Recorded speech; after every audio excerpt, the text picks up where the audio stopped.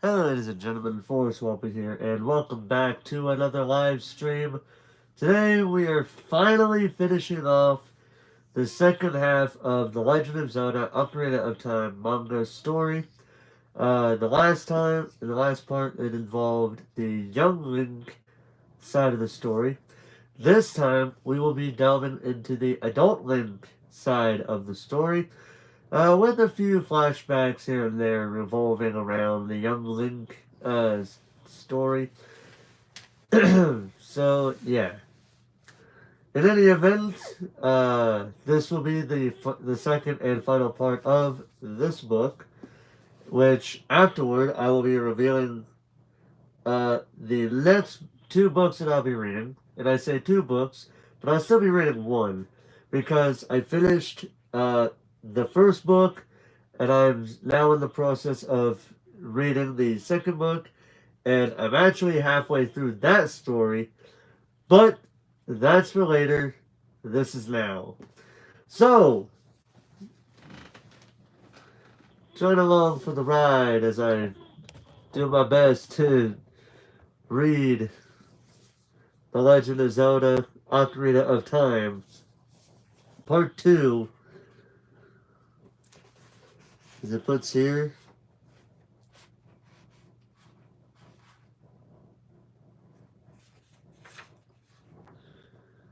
Is it put here? This is the Hero of Time story arc, and don't mind this bit. This is part of the bonus story, the two-part bonus story for the Young Link side of things. I'll still be doing I'm still be doing a thing regarding if people want me to read the bonus stories of this book or not.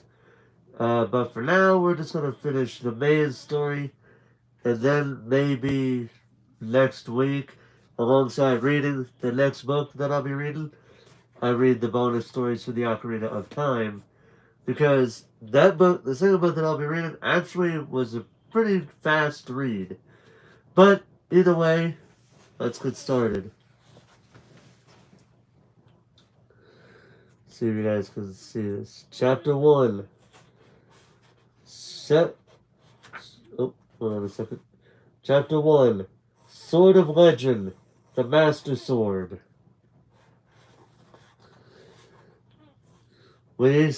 First thing we see of this new land of this future of Hyrule is what looks to be a war-torn city that looks a bit beaten down, a bit destroyed here and there. Then we see thunder crashing right in front of a building, and we see an army of Stalfos right here.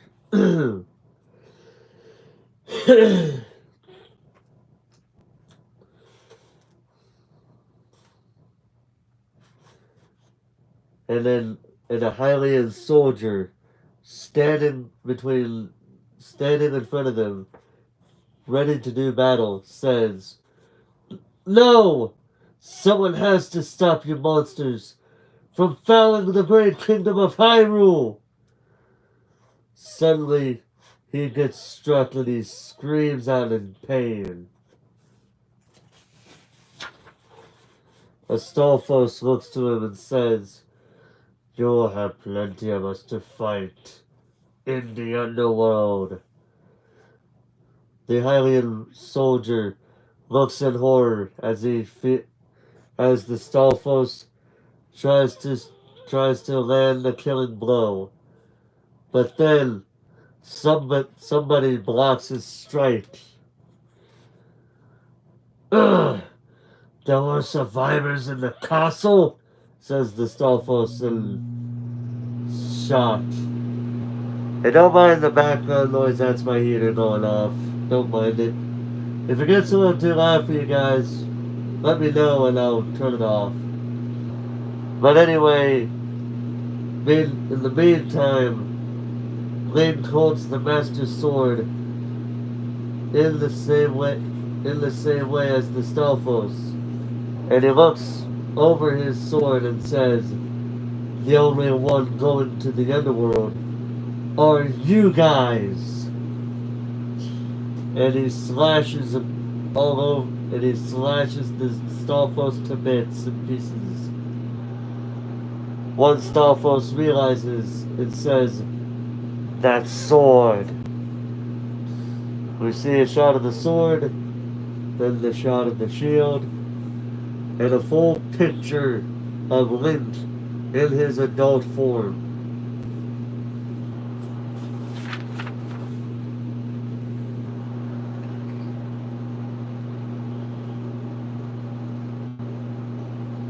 Now, I don't know who's saying it, but somebody says, it's the Master Sword! So, are you the hero of time? Lynch, recognizing the Stalfos, says, you again? You again? Again, says Stalfos. Who are you?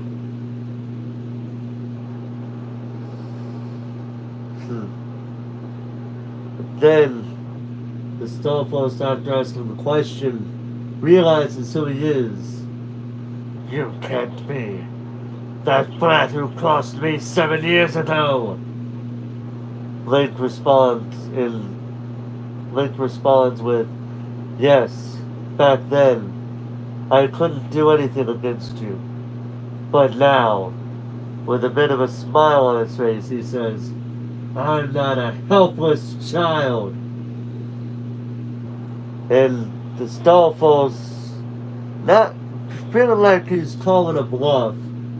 Big talk, little man. Dobby right behind Link tells him to be careful.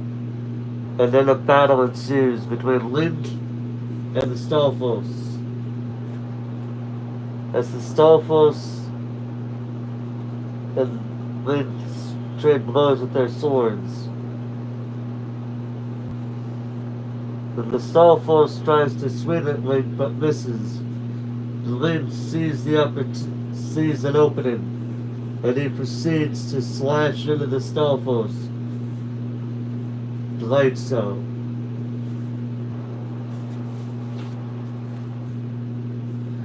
And as the Stalfos dissipates, he says, that wasn't the hero of time. It can't be. And he just dissolves into nothing as Link looks up to where his head was. The Hylian soldier, thanks Link. Thanks for the help. Oh hey, you're that boy who ran around the castle causing trouble. You've become quite a fighter. Link, looking at after helping this man up, asks him, what happened to Hyrule? The Hylian soldier responds, he got his hands on the Triforce of power and became a sorcerer king. Oh, he says, Ganondorf! He got his hands on the Triforce of power and became a sorcerer king. He changed the beautiful Hyrule into a land of monsters. Now he's looking for the Ocarina of Time that the princess had. Link, realizing the severity of the situation, asks him, where's Princess Zelda? The Hylian answers, I don't know. No one knows since she escaped with Lady Impa. Now Ganondorf is Hyrule Castle, too. Curse him!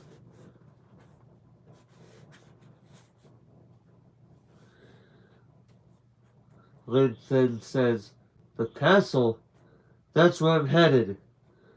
The Hylian soldier warns him, be careful! The town is full of Ganondorf's minions. And as Link looks, he sees nothing but an empty ghost town. He sees the ghost, what is basically an abandoned castle town. He looks around and it says, the town used to be so lively. And Navi is not taken too kindly to the sight. Link notices this and asks Navi, "What's wrong?" "It hurts," says Navi. "All this evil energy, all at once. It'll take me a while to get used to it." Link, understanding understanding the situation, says, "Rest a while inside my hat." And he runs through the castle town. And as he runs, he thinks of Zelda. That night when Zelda and Impa escaped the castle town on horseback, and Zelda throwing the Ocarina of Time to the ground. And we even did a bit of a backstory for those that didn't see part 1. I'm Link. I grew up in Kokiri Forest east of Hyrule. Everything was so peaceful until a monster suddenly appeared, referencing Goma. "Hyrule is in danger.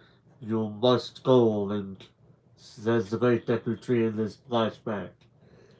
"We mustn't let the Triforce fall into the evil hands. It holds the power of the gods.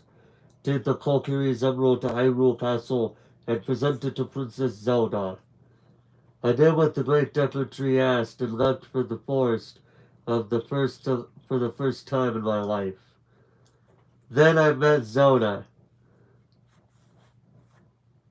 who then tells Link, "We must protect the Triforce from Ganondorf in order to save Hyrule." And then she proceeds to kiss him on the cheek afterward. And yes, I know I'd shown that off so much last time, but I'm just showing it again for those that didn't see it. We made a pact. Then I found the Goron's ruby and the Zora's sapphire. But when I returned to the castle, Zelda! Zelda was gone, having left the Ocarina of Time behind. Next we see the shot of Link standing in the room of the pedestal of time with the Master Sword stuck in it, leading me to a legendary weapon, the Master Sword. I pulled it from the pedestal and woke up 7 years later, grown into an adult. We see a shot of Ganondorf laughing, because right now there is currently nobody really standing in his way of of thwarting his evil plan right now. But if you play Ocarina of Time, you know where it's going to lead. Then we see the shot of Rauru as he tells Link, "The sword has chosen you as the hero of time. Lift the curses placed over the 5 temples and awaken the 5 sages. That is the only way to save Hyrule." And it looks like we are now going back into the present with another shot of Link running as we are told of this backstory. Link, still running, says, "In 7 years, everything has changed, even this road." And then he stares in shock as he notices this brand spanking new castle that takes up the middle of 2 pages. So obviously it's not going to be able to be shown properly. The castle. Hyrule Castle is gone. What in the world? Link just staring in shock as he says this. Navi responding, "Link, I feel immense evil power. I'm scared." And then he hears something in the air around him with some laughter. I forget what these are called, but it laughs at his expense, saying, "Hyrule Castle disappeared a long time ago. Now this is Ganon's Tower, where the Master lives. Our Lord Ganondorf."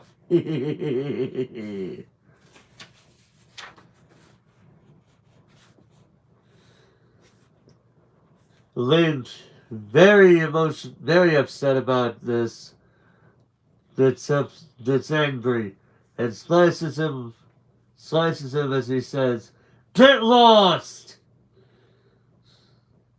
We hear some more thundering in the background as he looks right straight back at the Ganondorf's tower, saying, "Look out, Ganondorf!"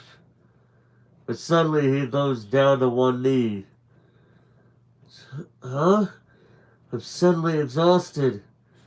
Link, you used too much of the sword's power. You have to use it more wisely. Yes, you're, you're right. The sword may be great, but I need a strong arm to wield it. You need training, responds, Navi responds with. And then we see that. I don't know what that's supposed to, what I'm talking about this right here. You see this, but I don't know what that's supposed to mean. But he still thinks of Zelda, telling him, Link, protect the Triforce. He looks up into the sky, puts the sword back into its hilt, and then walks away.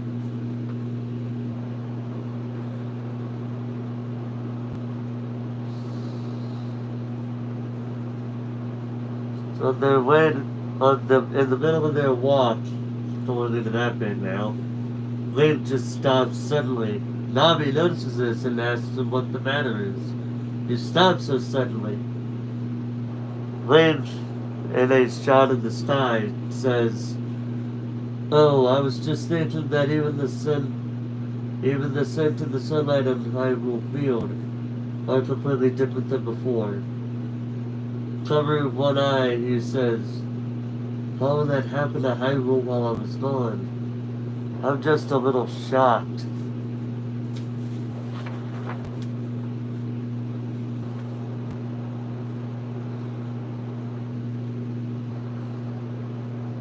And as Link sits on a tree stump, he says, "I feel like I'm the last person in this world. I wonder..." Then he looks at the Ocarina of Time and says, "I wonder if I'll ever see Zelda again." Navi responds positively, "You will. I'm sure she's somewhere safe. And she's been waiting for you the whole time.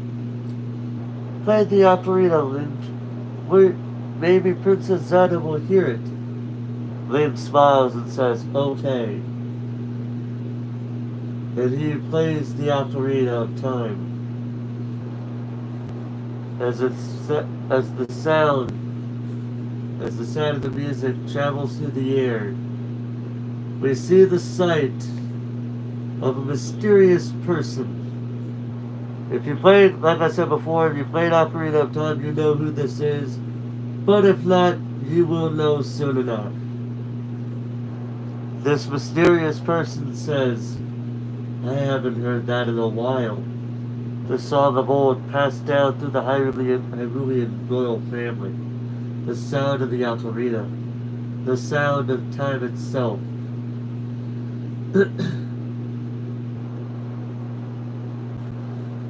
Meanwhile, in Ganondorf's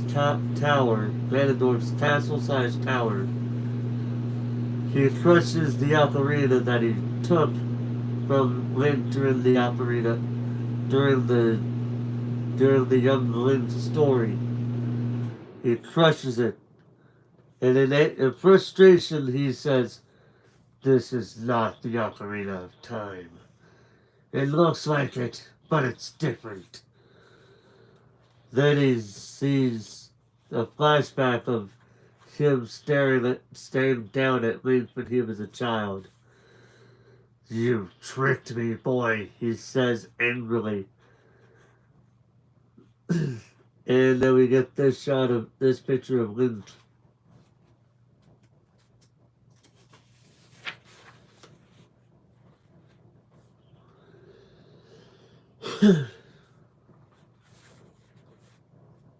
Ganondorf then speaks to the head of the Stalfos. Is it true that boy is the hero of time, Star-Lord? Yes, Lord Ganondorf. He has the Master Sword. You should have killed him before.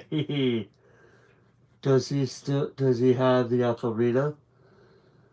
Says says the says one of the two older ladies and one of the one of the this woman respectively. Ganondorf, with a smile on his face, says, "Before he learns to properly use the Master Sword, we must seize the Ocarina of Time." Some more thunder is played as he says, "Come forth, my shadow, Phantom Ganon!" We see the shot of what looks to be the Phantom Ganon, and he tells him, "The hero of time is approaching the forest temple. Get there first before he can awaken the sage of the forest, and strike him down." Then we see the shot of Phantom Ganon as he rides off to the forest temple. We'll take a little bit of a drink, but we are now on chapter 2 of 8.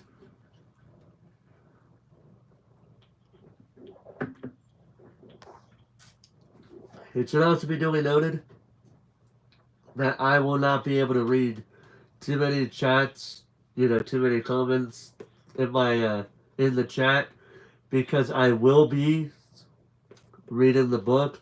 But if I do catch your comment as I'm reading, I will read the comment and then, just talk about things there.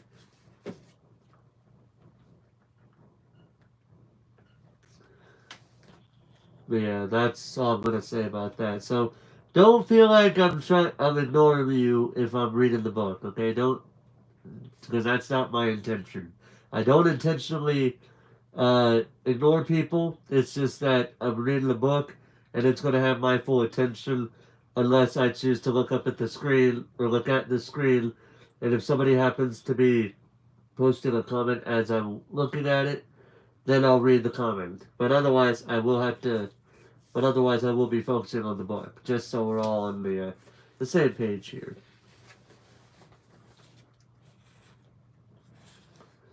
Chapter 2. The Sage of the Forest, Saria.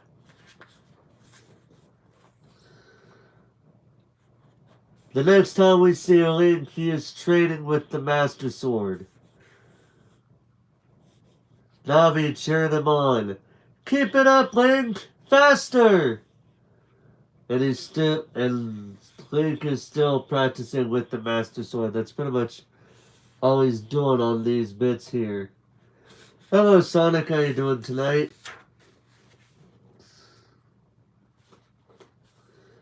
But then he just falls down. Did your Discord get hacked? Yes, it did, unfortunately. But I do have another account, and I meant to talk about this earlier, but I will be making a new Discord server. To make up for what happened. But I'll try to make it more, a lot more, what's the word I'm looking for? A lot more organized, if that makes any sense. Because I look at that and I'm like, yeah, it's not the best thing there. So yeah.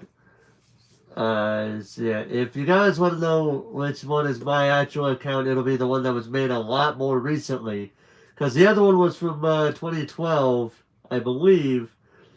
And this one was from this year, the one that I'm on now. So that way you can tell which is which. Which one's my actual one and which one's how did it get hacked?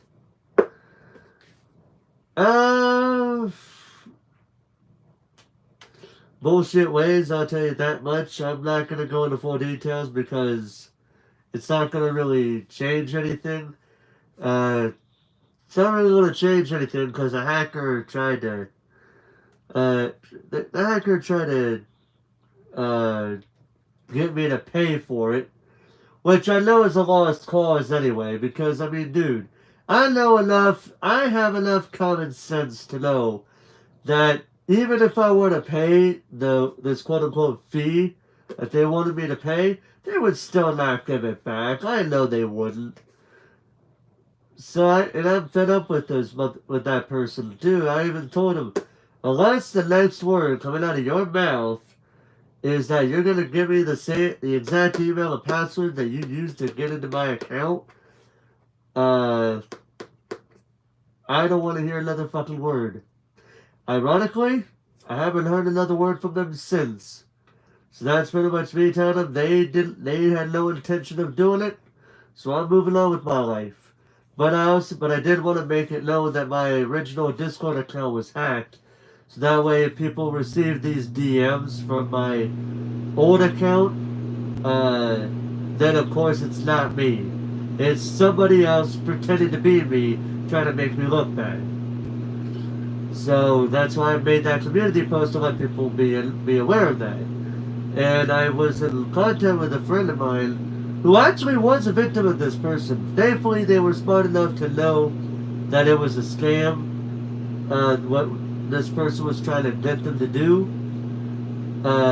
It did happen to a friend of mine, actually. They told me themselves that somebody tried to DM them about it. And I would not be surprised if they try to get to other people that I haven't spoken to in a while to make them think I'm trying to scam them.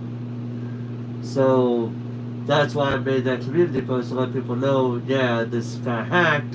So if you get something from me that talks about some scam, well, let's say be a scam, it's not me, it's someone pretending to be me. That's what's going on there.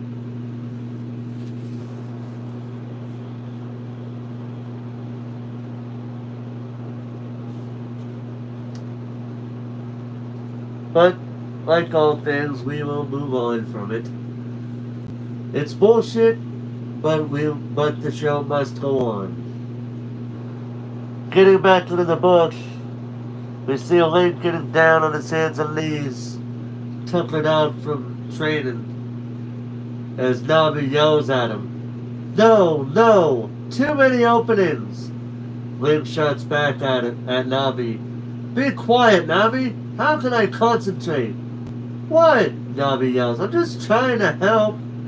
If you don't learn to use the Master Sword, you won't be able to fight Ganondorf's minions. Link with that weird smile on it. What the hell is that kind of look on his face? Look at that. You can see his teeth in that one. As he says, don't worry, I've got a killer move. And he shows off this spin attack.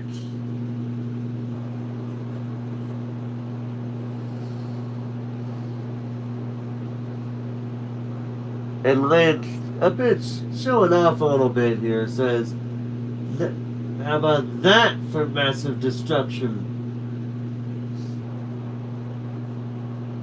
What the heck?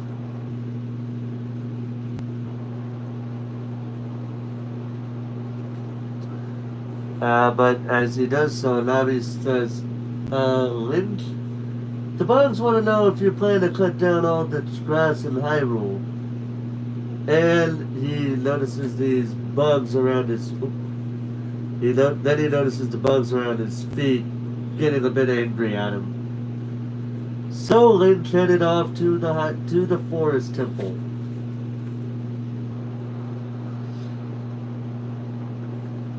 The whole forest is awfully humid. I wonder if Ganondorf's evil extends here too.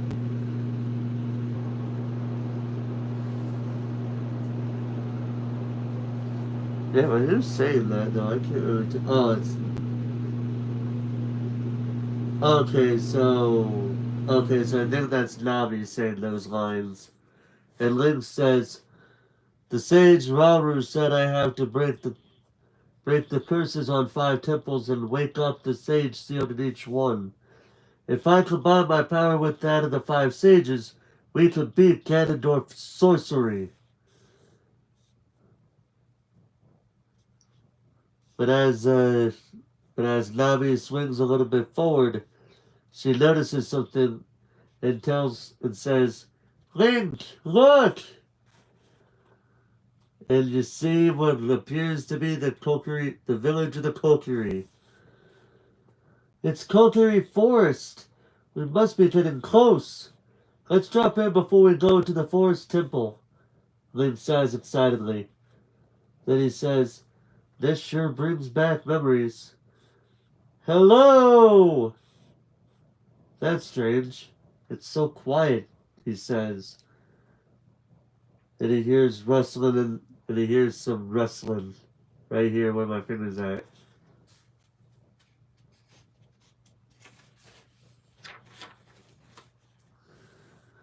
But then he sees this plant-like monster appearing right before him. And there's Navi shouting, "Tattoo Bombas! Not here too!" Link says, "Yikes!" And then Link, hearing the yikes, charges right in and slashes at the creature. And he looks at this boy and asks him, "Are you okay?" Then he stares in shock as this little boy is the little asshole Mito. Yep, Mito is back. Let's see what he says to Link now.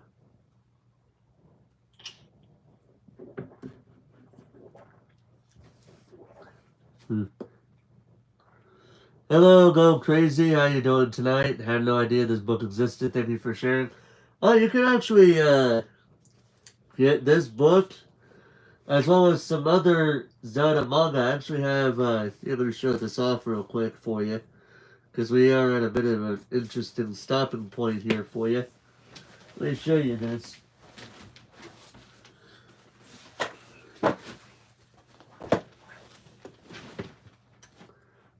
Yeah, that's not the only one here. If you look in here, we got all the other classic Zelda manga books. Yeah, it got Four Swords, The Minish Cap, Phantom Hourglass, Majora's Mask, A Link to the Past, and Oracle of Sages and Seasons. Yep, that's all in that one. And on top of that, and don't ask me how we got this completely in the not so good order, but I actually got the last 3 volumes of Twilight Princess. And in case anybody's wondering, because I am reading all these manga books, yes, I'll be looking to get all the Twilight Princess manga books and just see where we go from there. Yeah, tonight I might buy these. I will say be careful, because this was not cheap. It's not too expensive either, but it's definitely not cheap. These ones, I would say, go about 8, depending on the volume, it goes from like $8 to $15 per book. These 3 were about $8, $9 per book with these 3. But I will have to get all the other 8. I will have to get. I just realized I'm holding them upside down. I will have to get all the other 8 volumes of the book series before I read these 3. But it's actually good to know I got the final 3, so that way I don't have to worry about collecting more of these. Unlike the other book that I read recently, Heartstopper, because the comic book version of that series actually has has 4 other volumes to the story alongside with the one that I read. So in total, it has 5 separate volumes. And I will have to get the extra copy of Heartstopper to get the volume 2, 3, and 4. And I would have to buy volume 5 separately in order for me to be more up to date with it. But I am enjoying what I read when I did read the Heartstopper book series, the book that I read plus the novella alongside it, which I did do for Valentine's Day because it was a bit of a LGBTQ plus romance novel, sort of like a young teens romance novel, if I had to be honest. But yeah, so I'll just leave those there for now. And right now, we are going to go right back into this story. So where were we? Oh yes, reunion with Link reunited with Mito here. So now we're on this page right here. Link stares down at this boy as flashbacks of their childhood, of Link's childhood memories with him, come to his mind. I'm obviously not going to read out. I'm just going to show you that here. It says, Mito. You're Mito, right? All we ever did was fight, and then scolded by the great Deku Tree. That scowling face of his hasn't changed, Link thinks to himself excitedly.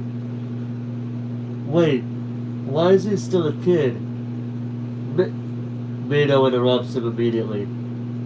There's monsters everywhere in the forest. It's because he left. Link then feels a little bit shocked by what he says. It's all because that jerk Link broke the rules and went outside the forest. That's... Now, Mito, for everybody to know, for context, he doesn't realize that the person he's talking to is Link himself. For all he knows, this is just an adult who's come to Kokiri Forest for whatever reason. He doesn't know that the adult that he's with is Link himself. That's not true. It's because Ganondorf still interrupted him. Mito says, now we can't play outside anymore and Saria's gone. It's all his fault! All of it! He shouts out in anger.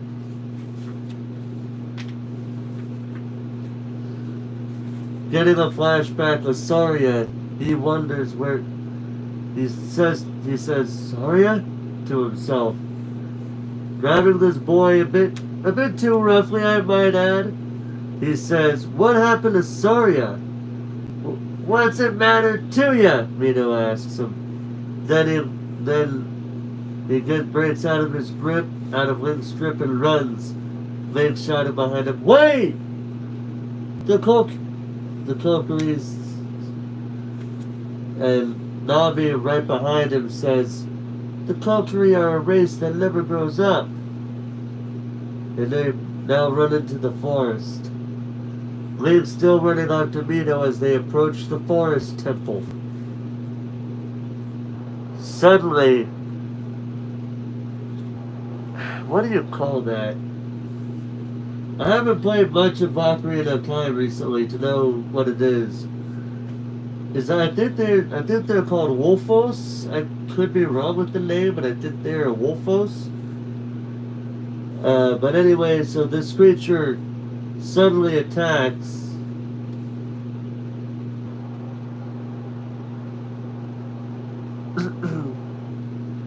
And Link protects him a little bit, protects Mito in that first bit. And Mito just angrily shouts out, damn Crave's got out of the forest!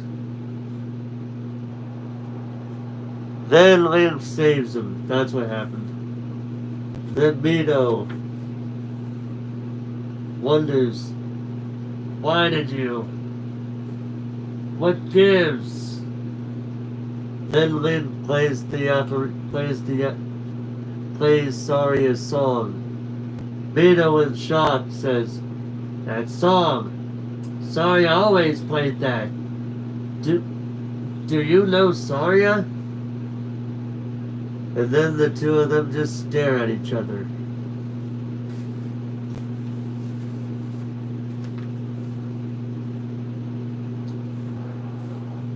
As they enter into the temple, Mito says, "Since the great Deku Tree died, there hasn't been anyone to protect the forest. It's terrible. If only I were strong like you, mister." Again, keep in mind, he doesn't realize he's talking to Link. He's just talking to an adult who happens to have appeared in the town. But anyway, Saria said she was going to do something about it and went into the forest temple, but she never came back. "So now I'm going to save the forest and Saria," they say as they go past a very particular a very particular painting. It's one of those paintings that happen to move somehow, some way. I love your reading. Well, I appreciate that. Thank you. Also, I should say it's good to hear that you're doing good tonight as well. I should add as well from your previous comment before this one.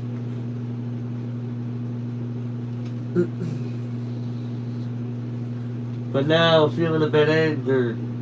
Sorry. Now feeling angry. Mito says, "Saria's in danger. Why doesn't that jerk come back? He was always flirting with her. I bet he's got a girl outside the forest." Lynn blushes. Because if you've seen part 1, which some of you may have, others may not have, that happened.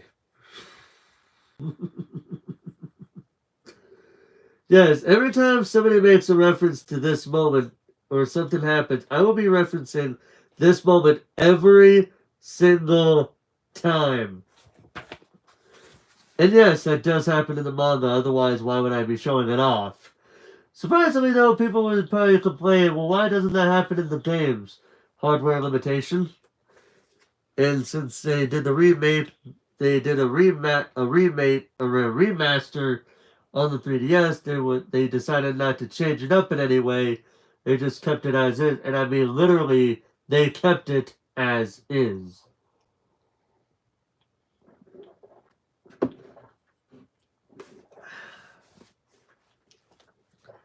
Nothing like a good nice cold glass of tea to keep me going to read. But now, going back to this, Mito punches a wall, angrily shouting, "Why won't he come back? He said he'd come back." Now Mito says, now with tears running down now with tears starting up in his eyes. "I've been waiting all this time." "Mito," says Link, saddened by this outburst. And once again, do take note, Mito doesn't know that this adult Link is the Link that he grew up with. Again, as far as he knows, this adult is some random person that just happened to come across the village.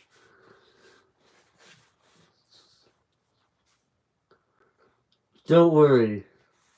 I'm sure he'll come back," Lynch says. Yeah, Lynch says that. Saria too.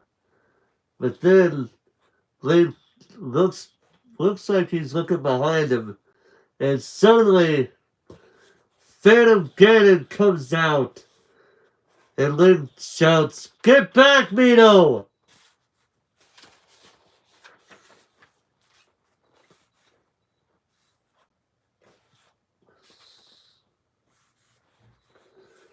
Link then charges and strikes him. This makes me want to play the game so bad. Well, you technically have three ways of playing it. The first is by getting the original Nintendo 64 copy, which I know has two different variations of it because two versions of the game exist where one contains a piece of music from the original version of Ocarina of Time where they had this chant in the music, but then they later took it out. Some people thought it was because it was religious. It had some religious connotations to it, but that doesn't appear to be the case because the same sound effect of that chant appeared in Cruisin' USA uh, in one of those stages for the Nintendo 64. But anyway, you can play it on the original Nintendo 64. You can play it on the Nintendo 3DS if you were lucky to have a 3DS, and you're also just as lucky to get The Legend of Zelda Ocarina of Time 3D for the 3DS. Making me think of the fact that when I was at GameStop the other day, I actually found a physical copy of the Majora's Mask 3D copy, which actually was my very first Legend of Zelda game that I ever owned. And the funny thing about that game, I avoided it like the plague when I was growing up because of a particular creepypasta that was very popular and made me so paranoid about the game that I chose not to play it. Because as terrifying as scary, I don't know if it's terrifying, but as scary and as dark as the original Majora's Mask is, um, as scary as the original Majora's Mask is, Ben Drowned, the creepypasta in question, made it so much more terrifying than it should have been. And yes, I have read that story so many times. And yes, I did see the video that was surrounding the Ben Drowned story. And yes, when I first watched it, that Ben Drowned video scared me. But yeah, so you had those two options, and it's sad to see that happening. I actually got rid of my 3DS years ago because I wasn't really playing it that much anymore at the time. Because I was so focused on my PlayStation 3 that I wasn't really playing my 3DS anymore, so I got rid of it. And then we find out a few years later, oh, the eShop is closed, so now the only way we can play games is through a physical copy of those games if we're actually lucky to get them. But there's also that third option. If, and only if, you have the Nintendo Switch Online plus expansion pack, if you have that on your Nintendo Switch, because you can also play Majora's Mask as well as Ocarina of Time on there. Which I think nowadays is worth the price that they're asking for. Like when that whole thing with the expansion pass came out, you'd have been better off to have waited for it because of how it was all kinds of glitches and going on there for the first handful of games. Nowadays, you don't really experience it unless a new game comes out. And everybody's wanting to be like, okay, let's try this.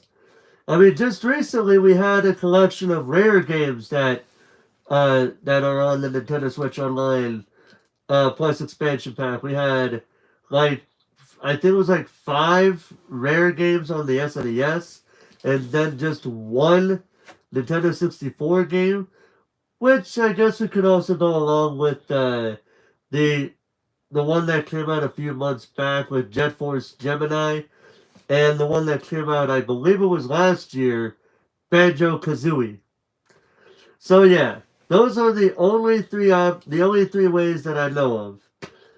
You could also do it on emulator, but so many people have said unless you own a copy of that game, emulating it is illegal. Emulating a game, playing an emulated copy of the game is illegal.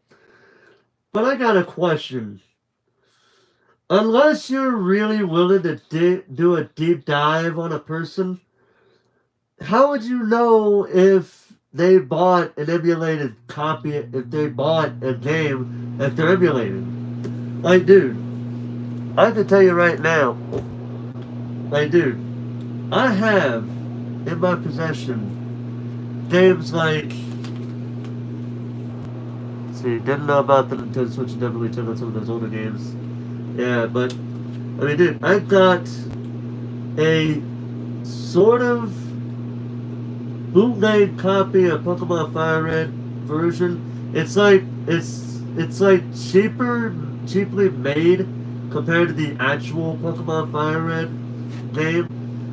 Because I remember some time ago, this retro video game store that I've gone to a few times had a legitimate copy of Pokemon Emerald, but they were selling it for $150, and I did not have the money to get it at the time. Sad face. And I would have loved to have gotten it because Pokemon Sapphire was actually my very first Pokemon game, alongside Pokemon Diamond was. Then shortly after I got Pokemon Sapphire. But dude, and if you don't believe me that it's cheaply made, look at the price there. $25 that game cost.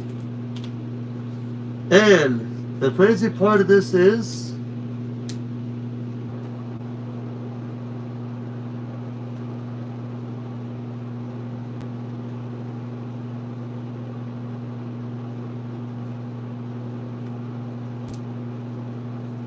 hold on a second here. And my game sounds turned off somehow. But let me show you something here.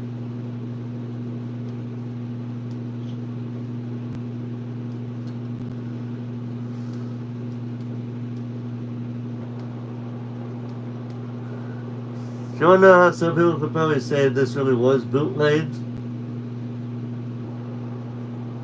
Wait, I'm going the right way? No, I'm not.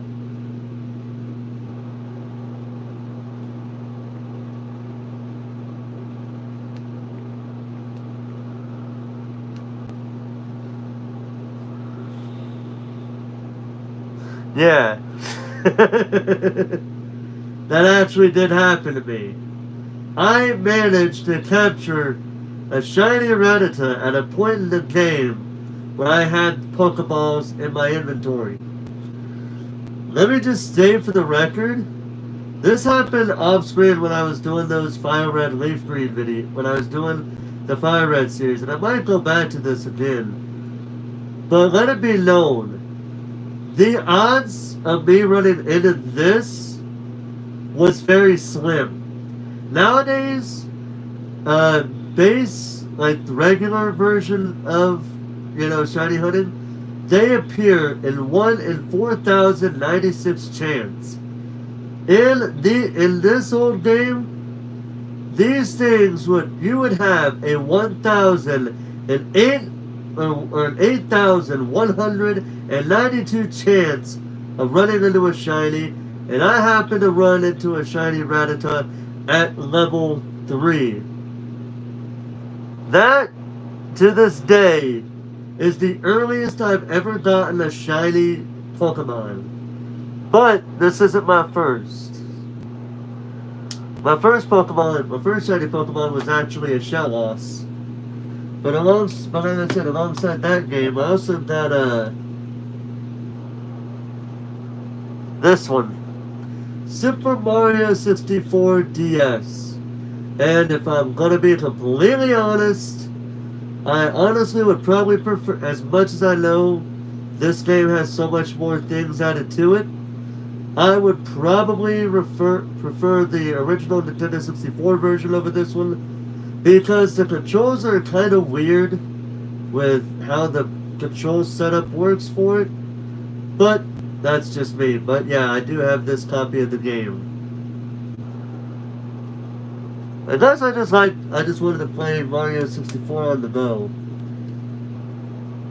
And I also have a copy of an old game that my sister had when we were kids. A version of Nintendogs from back in the day. I could even tell you that story, but that take too long, and we're already an hour into this. We're not even a quarter of the way through the story.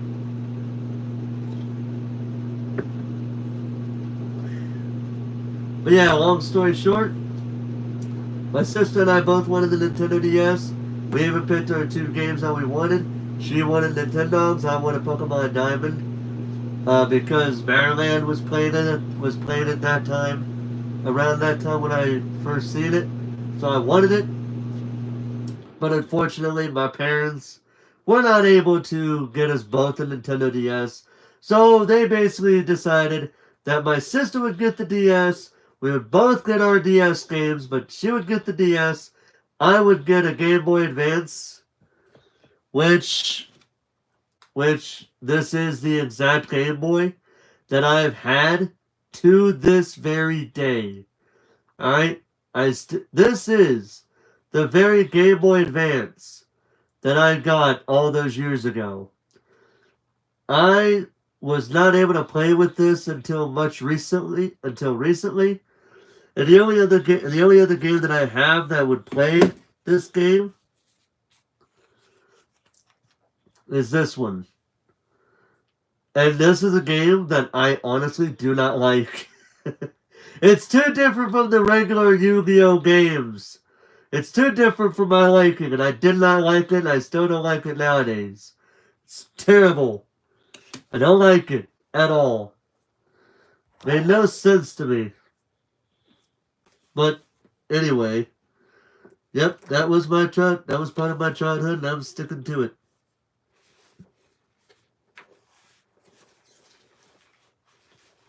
Now then, as we were, Link slashes at Phantom Ganon, but it was too late as he runs into the painting, which he does do in the game, by the way.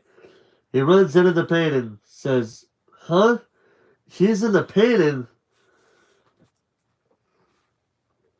And Phantom Ganon appears behind Link and strikes him. As you can tell by the pained expression on his, as you can tell from the pained expression on his face. But it doesn't even show where he's striking him, but I'm guessing it struck him on the shoulder because now he's clutching his shoulder in pain. Then he says, "The Master Sword doesn't work." And he tries again. But again, Phantom Ganon goes into the painting, laughing because of that. With Link shouting, "Come back here!" And then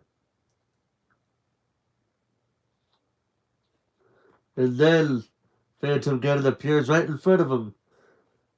But Link asks, "What should I do?" "Mister," says Mito. And then he holds his hands. Then he touches something that appears to be a bow. Mito holds it and says, "A bow? A fairy bow," says Navi, yells in excitement. "That'll give him a fighting chance." "Master!" Mito says as he throws it to Link. Link catches it, takes an arrow wherever it came from. He takes an arrow, aims it.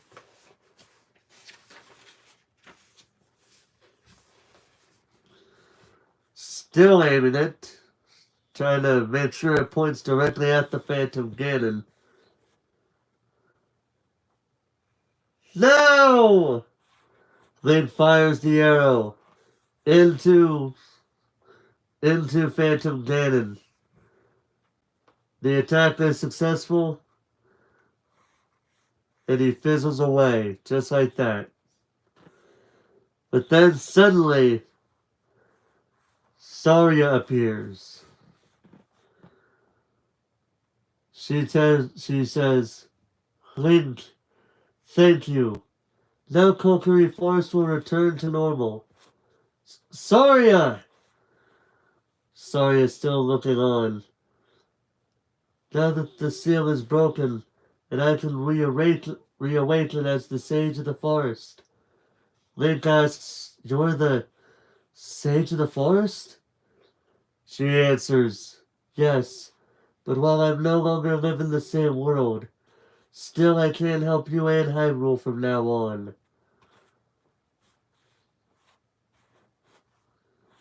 She gives them... I can't tell if she's winking or not, but okay. But then they remember. She remembers the memory.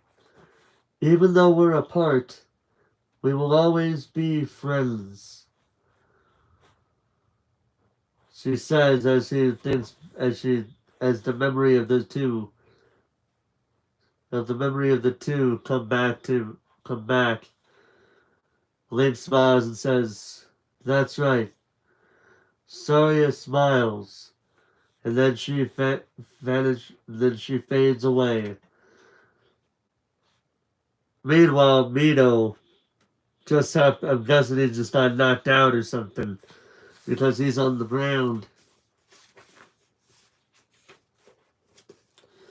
I don't even know how that happened, but okay then. Mito suddenly wakes up. Where's Saria? As they cut to the scene of them going back to the village. So, Saria became the Sage of the Forest? I'm going to work with her to protect the forest. Mito says as the two of them walk back to the village. And as they all wave goodbye,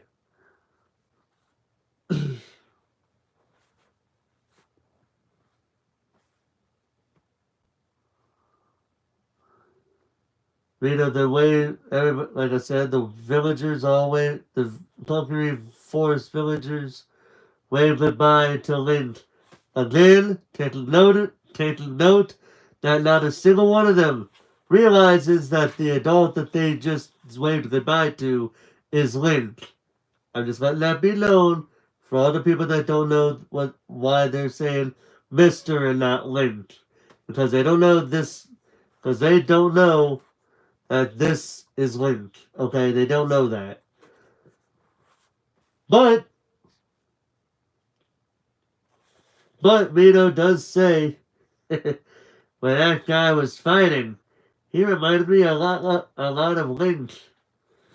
And as Link waves goodbye to them, Navi says, "Aren't you going to tell him?" "No," Link says, "because now whenever I come back, we're sure to be friends." Well, actually, it should be this. He says no, because when I come back, then it's the shot of Mito waving goodbye. Then he says, we're sure to be friends. Which I guess is a bit true. Now we're going from walking to Death Mountain to him being in Death Mountain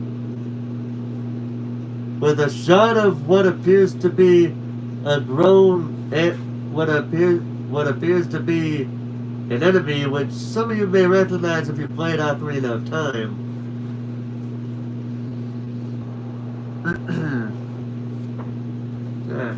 It's doing that again. That, in case anybody's wondering, is a creature that we'll find out the name of here shortly. And I'm gonna say, this chapter will have one of the saddest moments in this book. But we'll get to that when we get to that.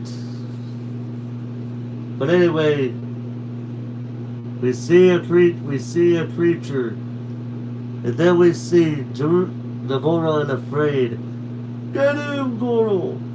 Now, Link! Shoot the arrow! Shouts Navi. Link aims the arrow with his bow.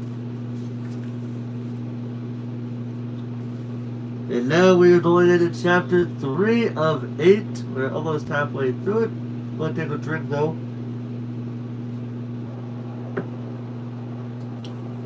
And I apologize if you guys can hear the heater. If that heater is where you guys can't really hear me too well, I will turn off that heater for the rest of the stream, so that way you guys can hear me and just me alone without that heater bothering anybody. Or if it just bothers anybody, let me know and I'll turn it off.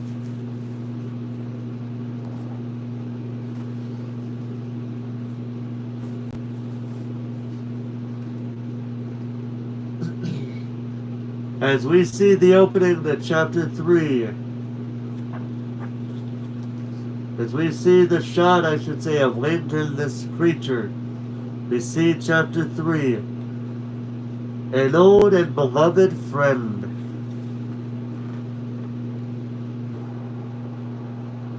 What are you doing? Shouts Navi. Hurry, shoot, Goro, says the Goron. But Link, still holding the arrow in place, is very hesitant for some reason as he looks into the eyes of the creature.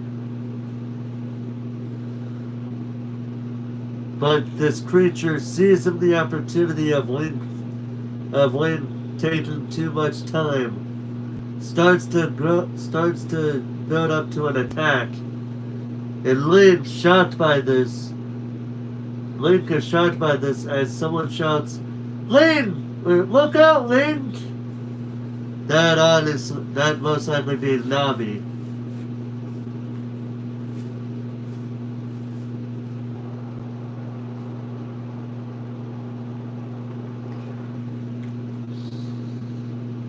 As the attack is about to strike Link, he gets blinded by the light of the attack.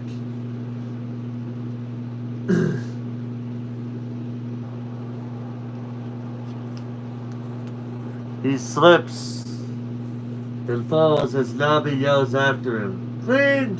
Link! Oh no, Goro! This is horrible, Goro, says the Goron. Then, in the shadows, we see the same mysterious figure that we seen earlier.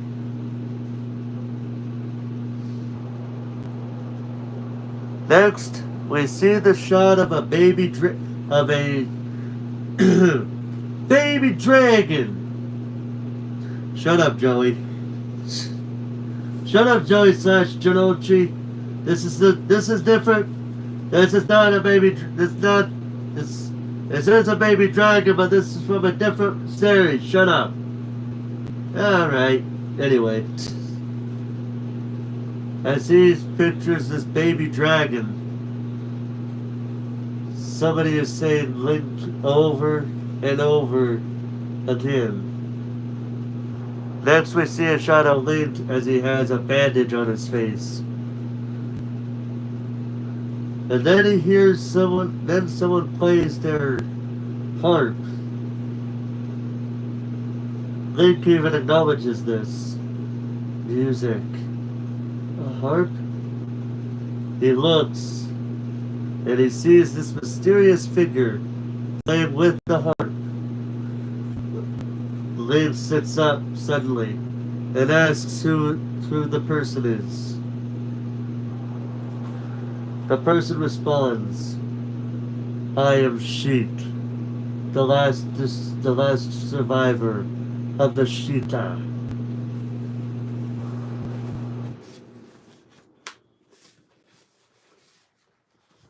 The Sheikah? Link, I'm glad you're awake, Navi says, interrupting him. Navi! Then he holds his shoulder in pain, as Navi asks him if he's okay.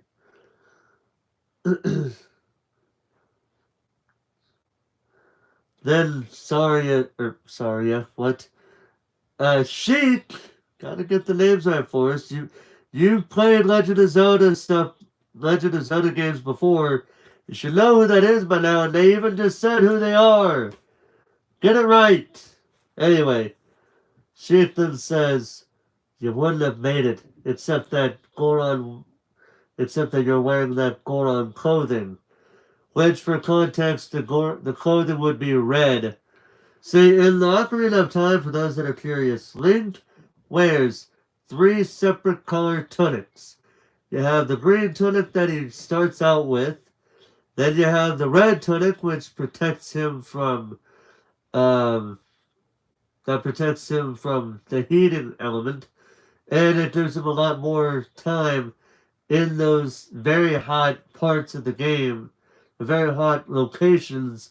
That if he was wearing a different sort of clothing, he would be given shorter amount of time in that situation. And then you have the blue one, the blue tunic, which you get from the Zora in the game.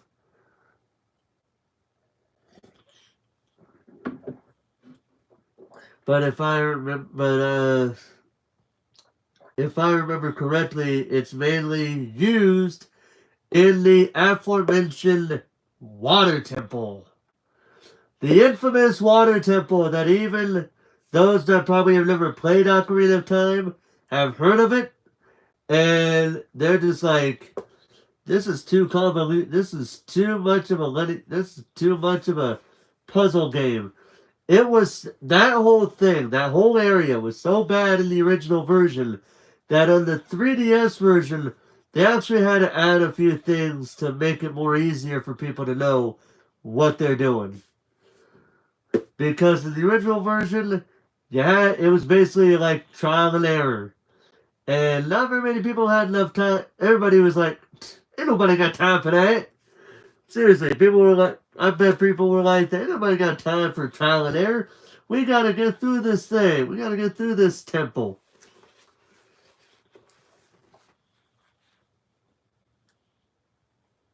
Now then, as we were,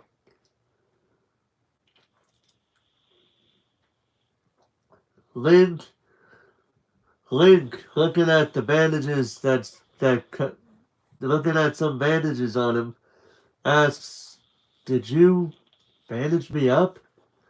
Sheik replies, I should say, "It wouldn't be good if the hero of time died." Good point, by the way, because there'd be no one left to fight. Because there'd be no one left to fight Ganondorf, says Link. Sheik then, with an open eye, "That's right. And you've got another destiny too. To beat the evil dragon, Volvagia. That is the name of the dragon." But Link is still shocked by this. And he looks away and says, "He's not evil." Sheep just has a look to their face as the Goron says, "Link, help my father. If you don't hurry, he'll be hit by the dragon, Goro." Ganondorf is making an example of him to show the other races. If they disobey his orders, there'll be food for the dragon, like the Rudy of the Goron. And as if she had to say it in front of the baby Goron, who happens to be the child of Darunia. Sheik, you have no heart for that. How dare you? Because then the baby Goron just cries in sadness. "My father always called you a brother to the Gorons, Goro. If you're really a brother, help him, Goro." Bolin closes his eyes and says, "I can't fight Volvagia. I'm sorry, but..."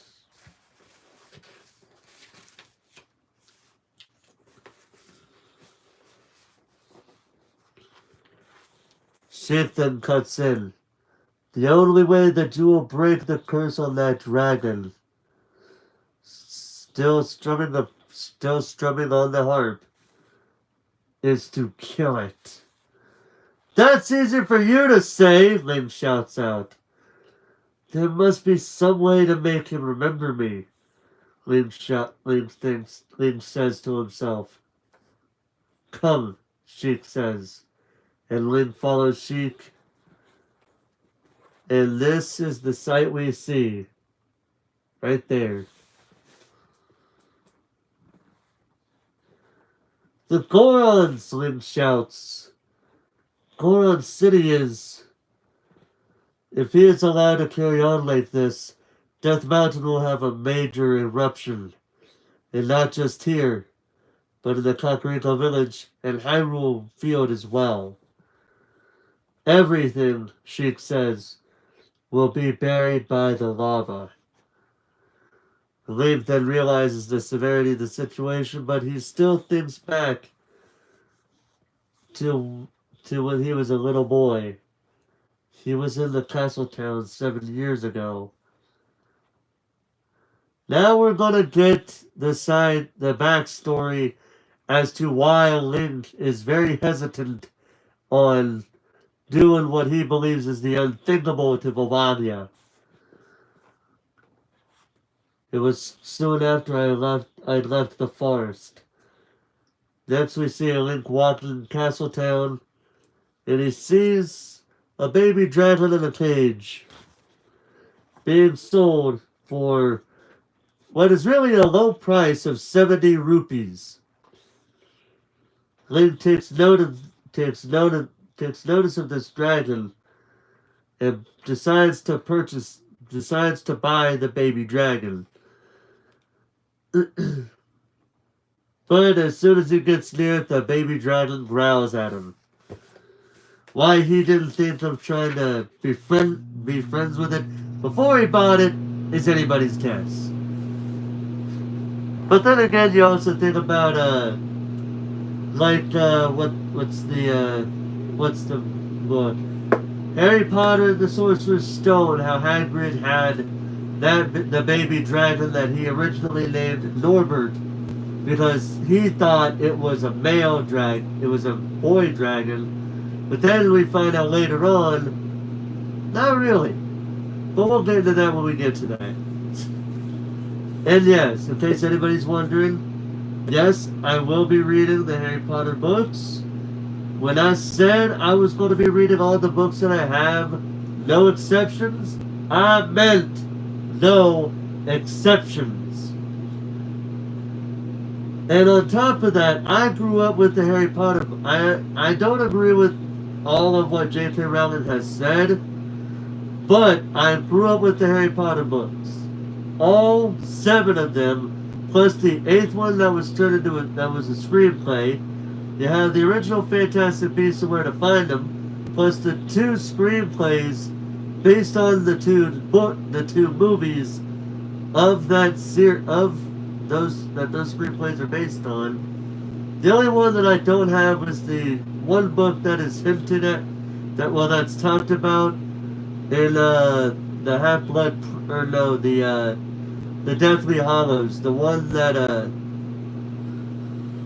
I think it's the one that Ron inherits from a character, which I'm not going to go into detail on that one because then that would be spoilers for those who have never seen the movie or read the book, because that moment is in both of them. Is in both the book and movie.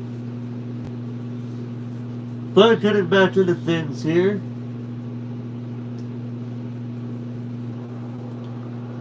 Link carries the baby dragon in its cage. And then he opens the cage up and says, "Okay, you're free now." But the dragon, not taking too lightly to what Link is doing, decides to give him a good bite. Ow! Ow! Look at that face. Yeah, that's what he does. "Hey! I just spent all my money to help you!" Link shouts at this dragon. The dragon, taking very much offense to that, just breathes fire on Link, and then Link just walks away angrily.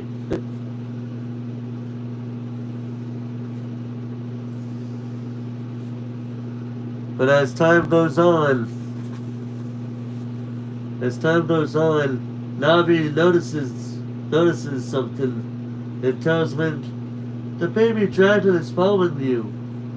The baby dragon looks at him, but Link just pretends he's not there. Literally just doing that kind of face you would see. I'd probably like, I'm gonna pretend I'm ignoring you.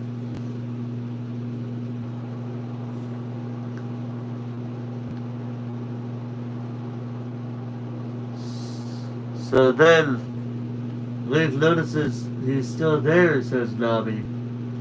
Link, having a thought in his head, decides to give him something to eat.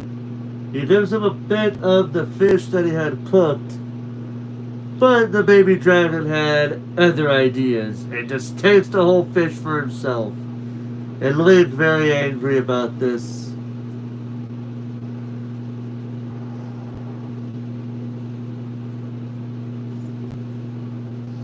He's very angry about this. All of a sudden, he just leaps up and just fires. Just breathes fires right at a creature. A monster. Link says, "You you helped me. Maybe you were just lonely all that time?" Then the baby dragon says, Link, Link. And then just purrs. You can talk, Link shouts. Wow, shouts Navi. They say that dragons learn to repeat words, but this is the first time I've seen it. And the baby dragon, as you can see here, just gives a little bit of a link right there. We're gonna be friends from now on, Link says as he hugs the baby dragon. Look at that, that's a cute picture right there. Look at he hugging a baby dragon, dude. And then he puts the baby dragon in his hand as he hears Link in his head.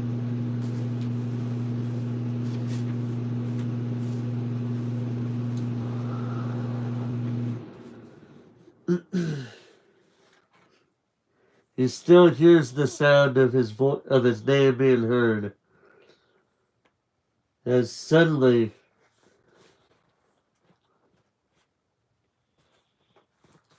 the same creature that this baby dragon was before just suddenly appears.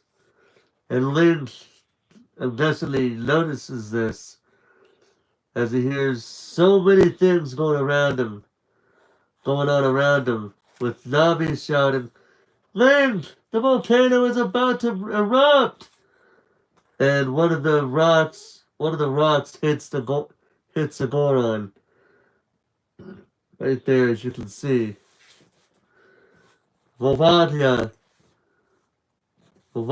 suddenly appears and just goes right through the wall.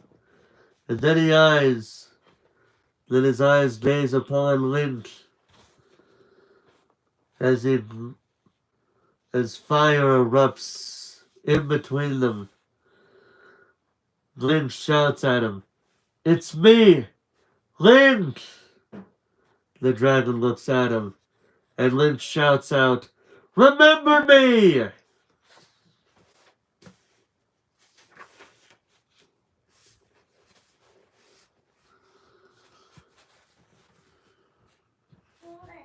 Hold on a second, I gotta mute. Hold on a second. I gotta mute real quick.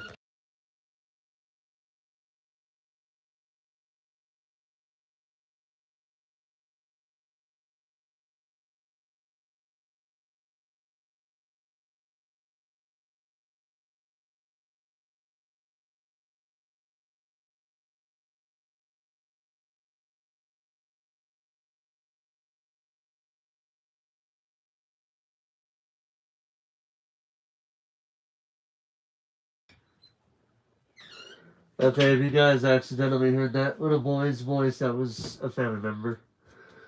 Uh, if I would have known he was gonna say something, I would have muted. I would have muted beforehand. But sometimes things happen that you can't control. So that's how it is. Now we're going back into the story here. Volvagna growls in defiant, growls right at him. And Link, realizing what it shoots an arrow at him. But it doesn't really affect him. But then, well, actually it does. I just realized why. Link shoots an arrow that lands right into his eye. And then Link just jumps up and, using his sword, slices Volvagia's head clean off, killing him instantly. Link obviously feeling emotional about this because he killed the very dragon that he bought from the castle town all those years ago. As Volvagia's head in this situation slowly falls.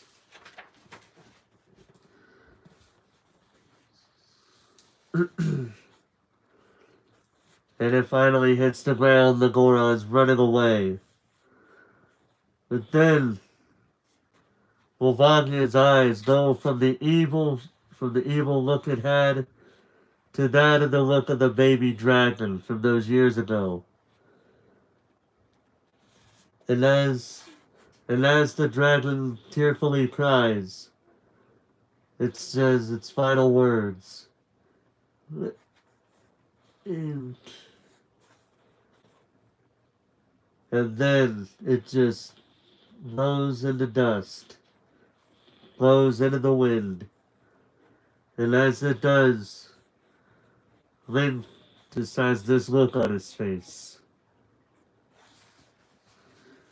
In my honest opinion, before we go any further, I honestly think that whole bit of that whole segment right there is one of the saddest moments in this book, because we're going from wondering why Link is being hesitant to killing Volvagia to finding out the backstory of Volvagia and how he why he was hesitant, and then we got to him facing off against Volvagia and ultimately killing him the way he had to in order to break the curse. He didn't want to do that, but he realized there was no other way to break the curse that Ganondorf had on Volvagia, so he ultimately had to kill him. In the game, this backstory does not exist. But in this book, yeah, that's why. Whereas in the game, we're just killing a creature that's causing trouble. In the manga, he's hesitant on killing the creature because it was the baby dragon that he helped take care of before he set out on in the middle of his quest to get the 3 Kokiri sacred stones. You know what I meant. The 3 sacred stones that had the element of water, of grass, water, and fire.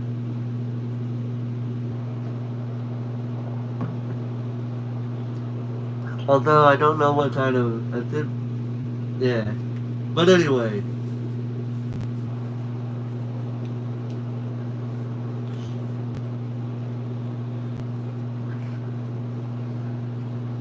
After the death of the dragon, it seems that peace was restored to the inhabitants nearby in Kakariko village. Meanwhile, in Ganondorf's tower, Slovakia failed? Yes, Lord Ganondorf. Says Sheik. Yeah, this is something that you don't see in the game either. Yes, it does look like Sheik is working with Ganondorf right now. Being a bit of a double agent, where it seems like they're helping Link, but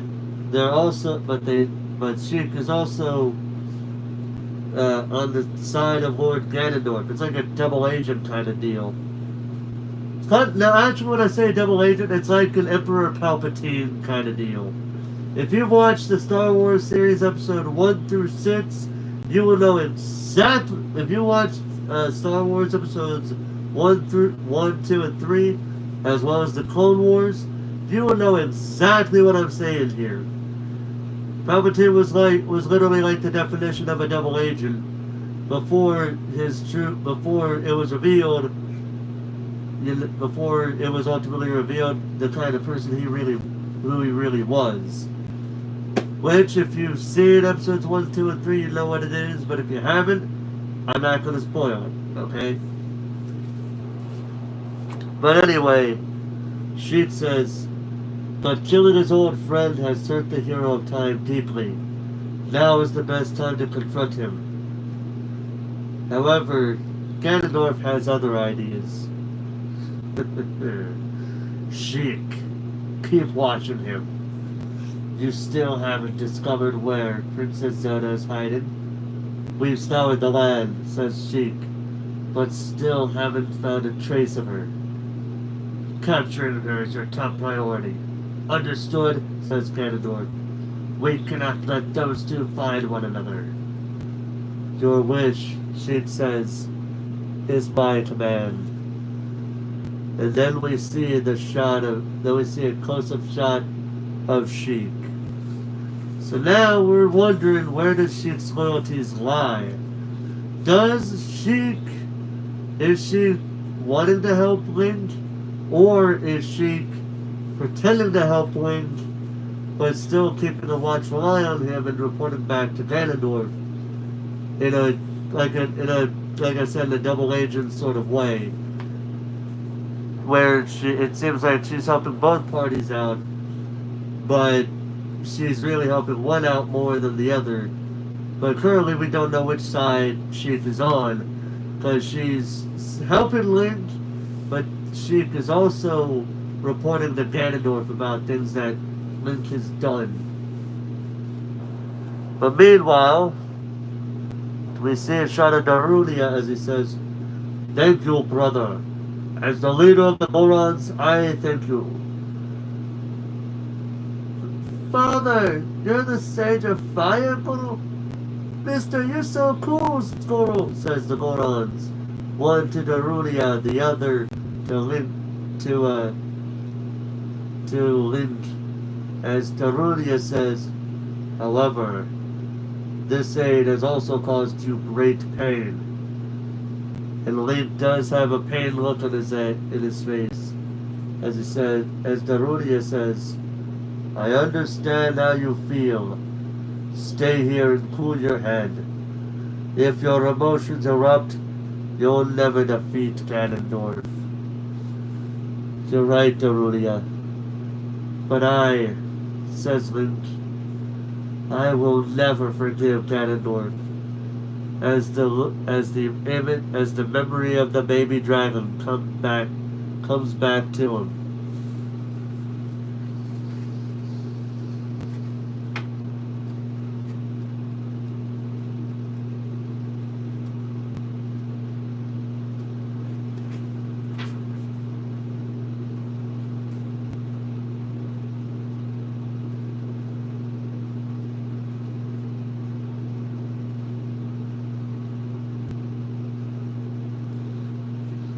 Alright, so now we see what is known as Bonus Illustration 3.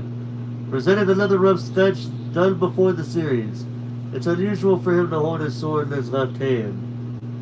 And then we see these few bits and pieces here. If you guys want to read it on your own time, go ahead and do so, but I'm moving on. As we are now at the halfway mark, which means it's time for a drink. I'm actually gonna take a little break right now.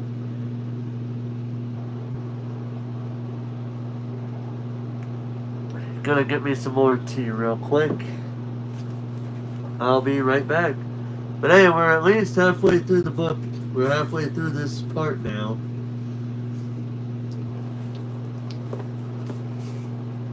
But I'm gonna go ahead and take a little breather. I will be right back. And when I say a little breather, I mean I'm gonna get me some more tea because that's an empty cup. That is obviously an empty glass, and I want to get some more tea to keep me going. So I'll be right back.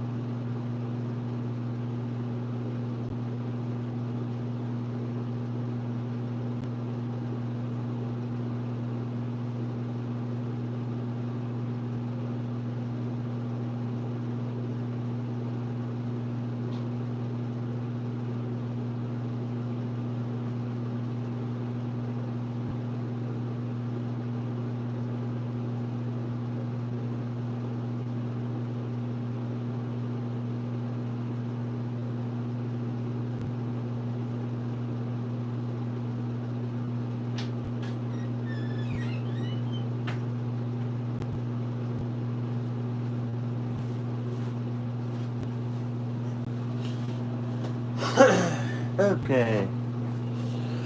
I am back with my tea. Alright.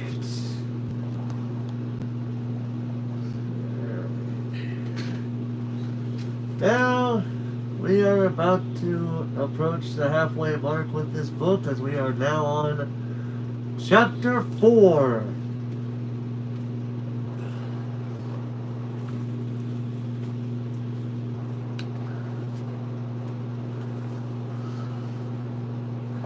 Chapter 4, Link versus Link.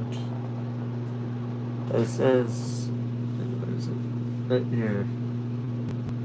Chapter 4, Link versus Link.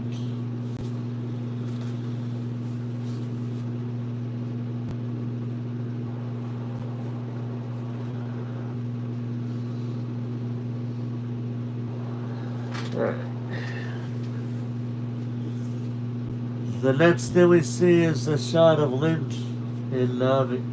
Is the shot of Link as he is now in what looks to be Hyrule Field. Link's wiping some sweat off his face. You still can't see anything, Navi? Navi, high up in the sky, says, "No, nothing. It's your own fault, Link. You had to be in such a rush to beat Ganondorf." "You're right," Link says. "I was careless. Forgot to bring water." But still breathing and still panting as he's about to feel dehydrated. I didn't know Hyrule Field had become a complete wasteland. And as he says this, you hear a sound. They hear sounds. Navi then notices and sounds. "Link! A village! I can see a village!"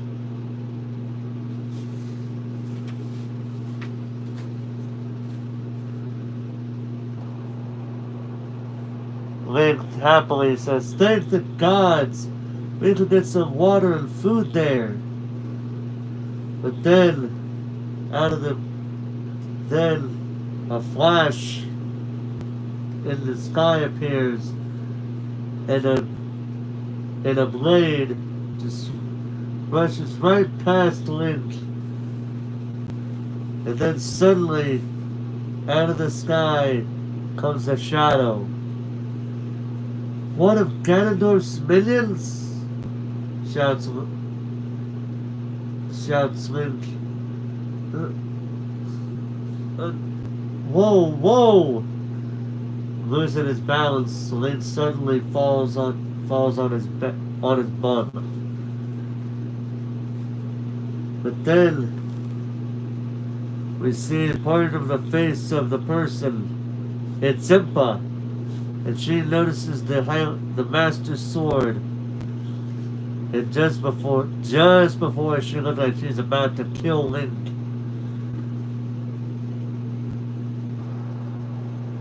"That sword," says Impa. Link's surprised to Link a little with that look on his face as he says, "Are you Impa?" "Impa!" Impa then smiles and says, "Have you forgotten me after only 7 years, Link?" Well, actually, she says, Have you forgotten me after only 7 years, Link?" Then Link says, "Impa!" And then says, "So, you finally got your hands on that sword, eh?" Next thing we see is a shot of the Kakariko village.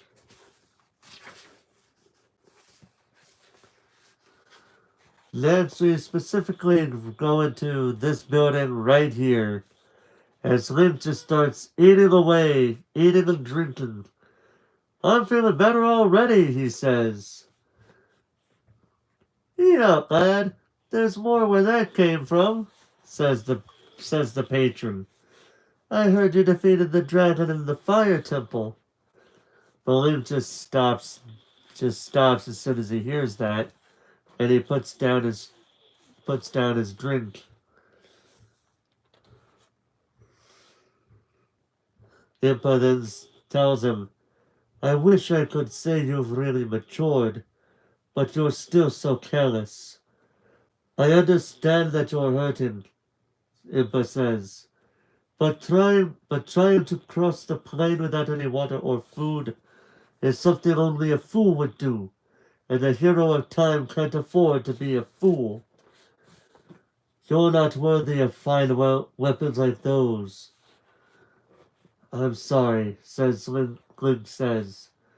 "Lady Impa," the patron says, "you don't have to be so hard on him."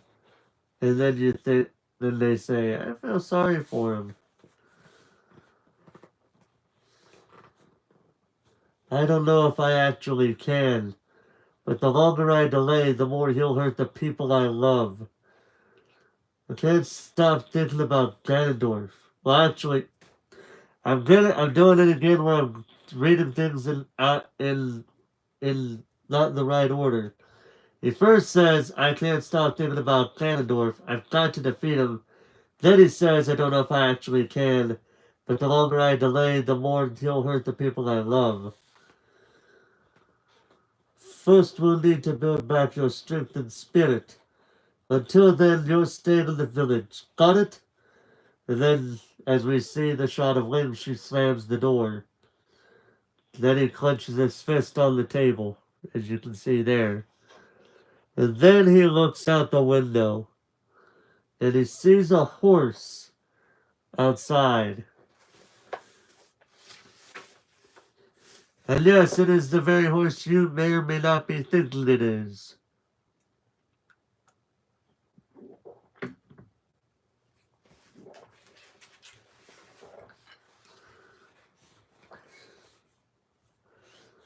The horse is making a ruckus outside as a little boy shouts, "Stop! Don't take away Epona!"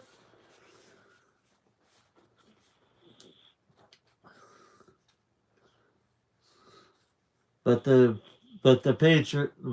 mother of the relative of the boy says, "We don't have any choice, Alf. If we disobey the Sorcerer King." But the little boy suddenly shouts, "I can't stand the thought of Epona being Ganondorf's horse." And Epona is still making a ruckus. But then it twitches its ears as it hears a piece of music being played. And it's Link playing the ocarina. And Epona well, I should say gallops. Well, can we say walk or gallops up to him and looks him right in the eyes. And then you see the shot of when they were both younger. And Link looks into the eyes of Epona as the memory. So yeah, Link and Epona's eyes meet as the memory of them two as when they were both younger crosses the mind.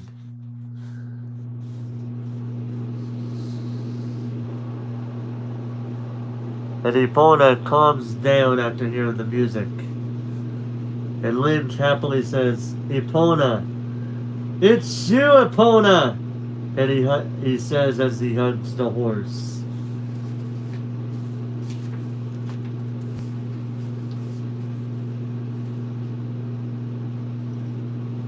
"You remember my ocarina, don't you?" he says. "Over the last 7 years, you've made it all the way here from Lon Lon Ranch." "Oh my," says the patron.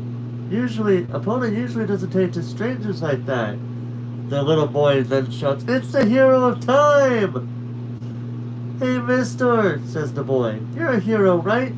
Please help Epona. Don't let her become Ganondorf's horse." Link smiles at him. Then he looks at Impa. Then he says, "Impa," and he looks at her. "I need your help. Teach me how to be a true warrior. I need to become better and stronger. Impa smiles and says, as you wish. For the next several days, the sound of clashing swords ran throughout Kakariko village. And everybody would watch whenever it would happen. As these two probably put on some pretty good sword clashes during this training.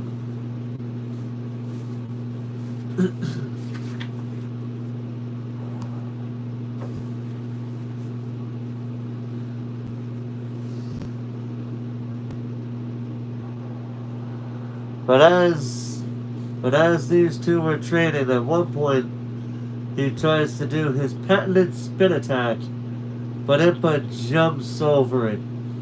Link is very surprised and says, "What the? She keeps jumping out of the way." Oh wait, no, he says that. Okay, then spin attack. So then he does it, and then she jumps.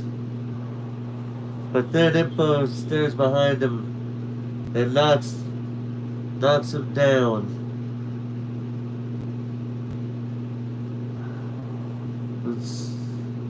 But she kind of stops him in his tracks and says, if you can't hit your opponent, it doesn't matter what sword you use. And then she just suddenly appears at the very top of this tower as Link notices her on the top of the tower, and then he looks down wondering, wait, how'd you go from up here to down here? Why did you go from down here to up here? What? Then more sounds of them doing their sword fighting as the day goes on. Later that, and then next thing we see Link lying down in the grass, out of breath from work, doing all that training. Next we just see a shot of like what would be like a normal day of Kakariko village.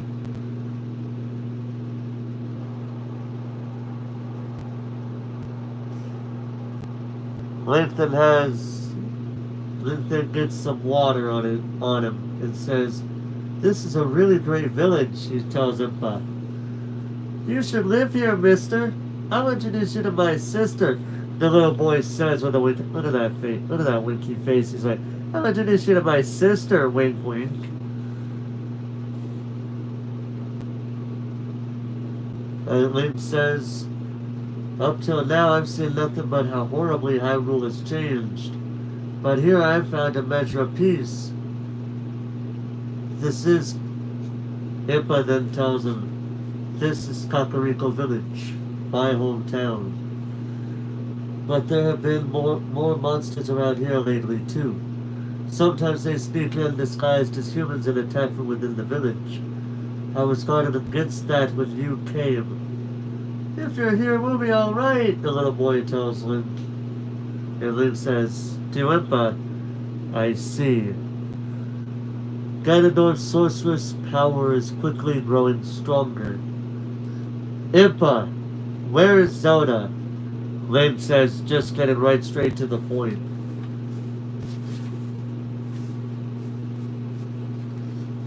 "Can't you tell me?" he asks. Impa looks right at him and then she says, "The princess is..."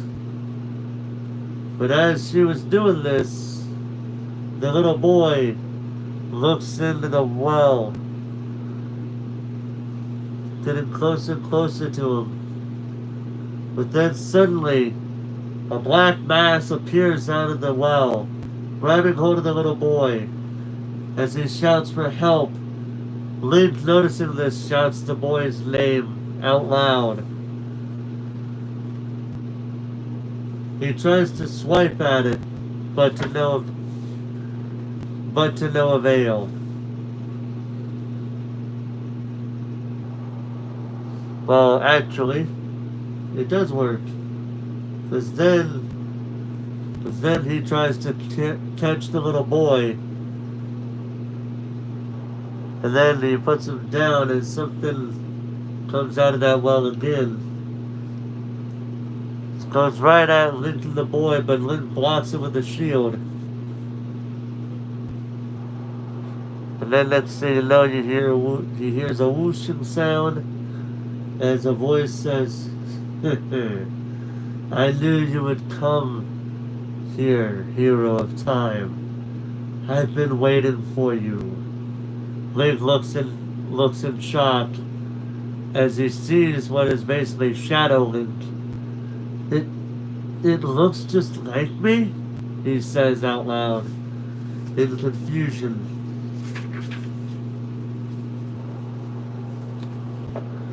And it's a little worn out here.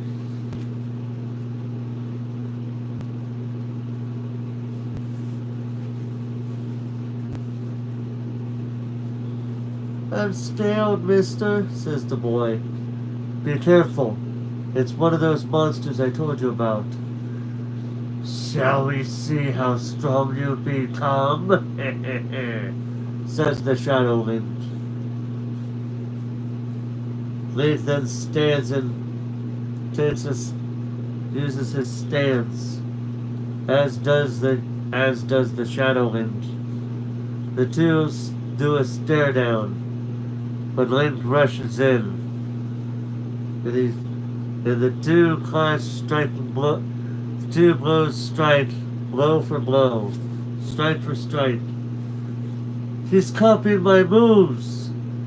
Hey, he shouts, don't copy me! But then the Shadow Link steps on the Master Sword.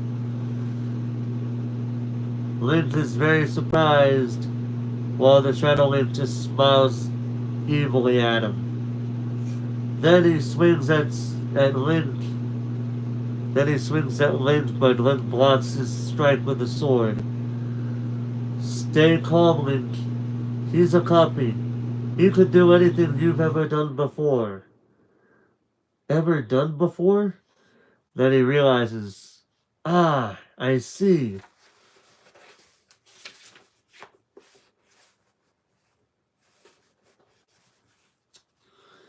Jeez, my painting is gonna fit her by doing this now. The two still trade blow for blow, strike for strike. When the young boy shouts, "Look down, mister!"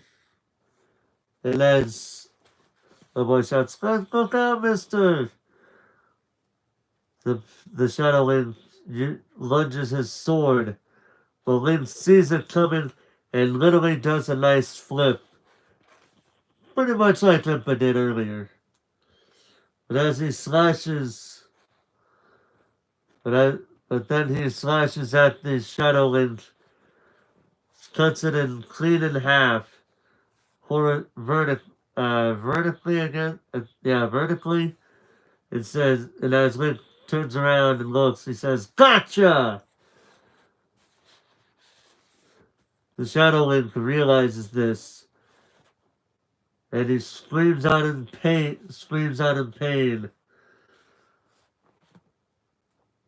And suddenly, out of nowhere, he gets his shadow horse, his shadowy Epona.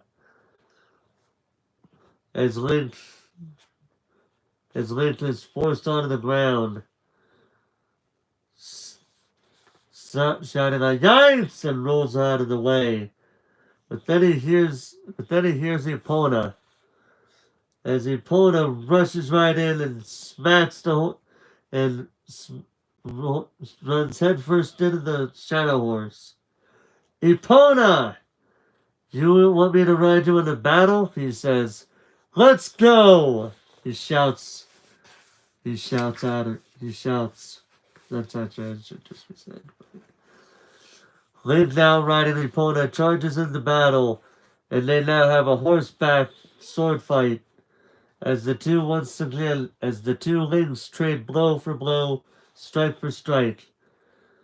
"Take any form you want," Link says during the scuffle. You'll never get into this village! And then a strike to his hand, strike to the hand causes the sword to be let go, as they are now aiming at each other. Link, with his sword, with his arm outstretched and his sword in his hand, cuts right into the Shadow Link, and he screams in pain as it dissolves. Bravo! I don't really see who's saying it, but somebody says, "Bravo, Link! You beat your own shadow!" But the little boy is saying, "Awesome!"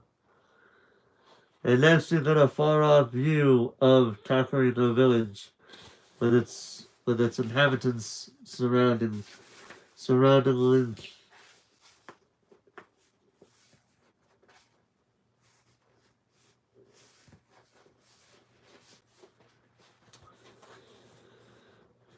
After the battle, Impa brings Link into the house, brings Link somewhere, and says, "I hope you're sure about this." Link then says, "I'm ready." "Whoa!" he says as Impa starts to do something. And she says to Link, "You're not a Sheikah, but this is a coming-of-age ritual of Sheikah men." And we see what is a full frontal shot of Link with the ear piercing close up. "You matured into a real hero!" "Yay!" shouts the village. And Navi says, "Cute!" Link blushes and says, "How embarrassing."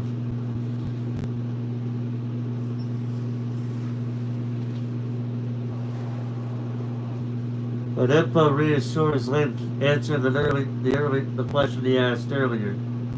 Princess Zelda is safe. Link looks shocked by this. Impa continues, "I can't tell you where she is, but when the time is right, Zelda will find you. On that day, Ganondorf will be defeated, and peace will return to Hyrule. If you go through the village to the southeast,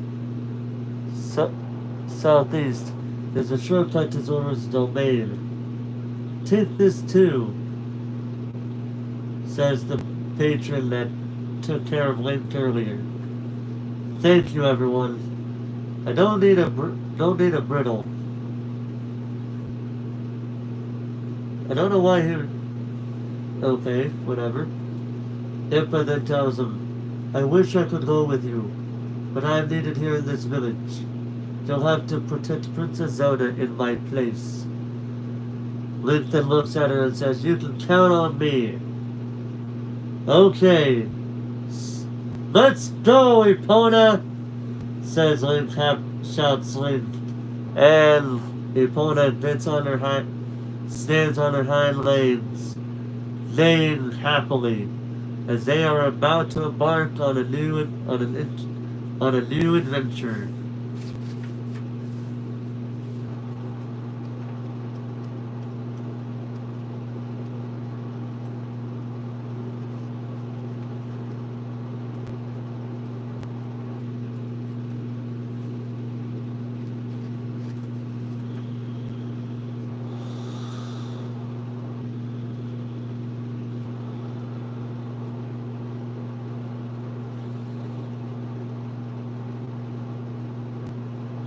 Actually, we're about halfway there now, because I said there were 8 chapters, and it turned out I was a liar, because I forgot there was a 9th chapter in here as well. So, yeah. So we're actually at chapter 5 of 9. But we are still getting close to the end, though. We're getting closer and closer to it.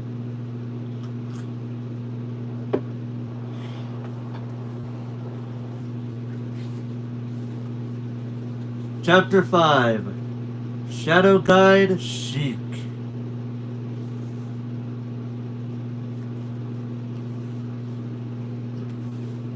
I just noticed this guy right here. You got Link looking cool. You got Malin with a with winking at us, and then you got this dude looking like Waluigi. Well, you can say the Wario or Waluigi. Either way, you're looking kind of comedic on that with that pose.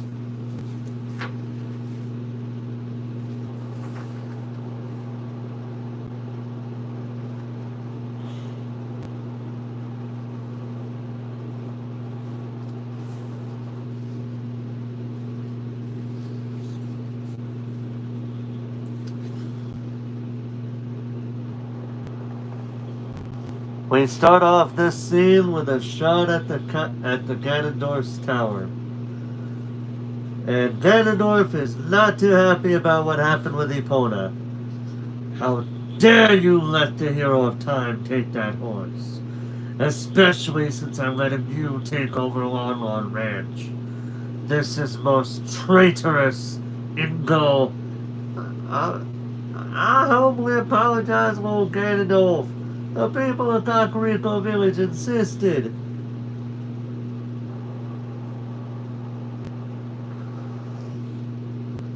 But then he is feeling very shocked as he shouts, "Help! Lord Ganondorf, wait! This one will be easy to possess," says the elderly woman. "Leave it to us," they say. The Twin Rover's specialty, brainwashing. Fascinating.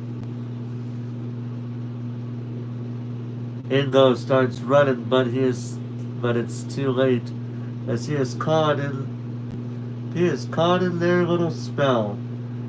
"You will betray the hero of time. Got it?" And he hears the word betray over and over and over again in his head. But Sheik turns away, seeing this. "Oh, it's Sheik!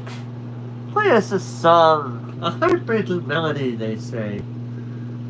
With the help of Impa, the Sage of Shadow, Link has grown strong. "There's no way Ingo can defeat him," Sheik says, as she looks over.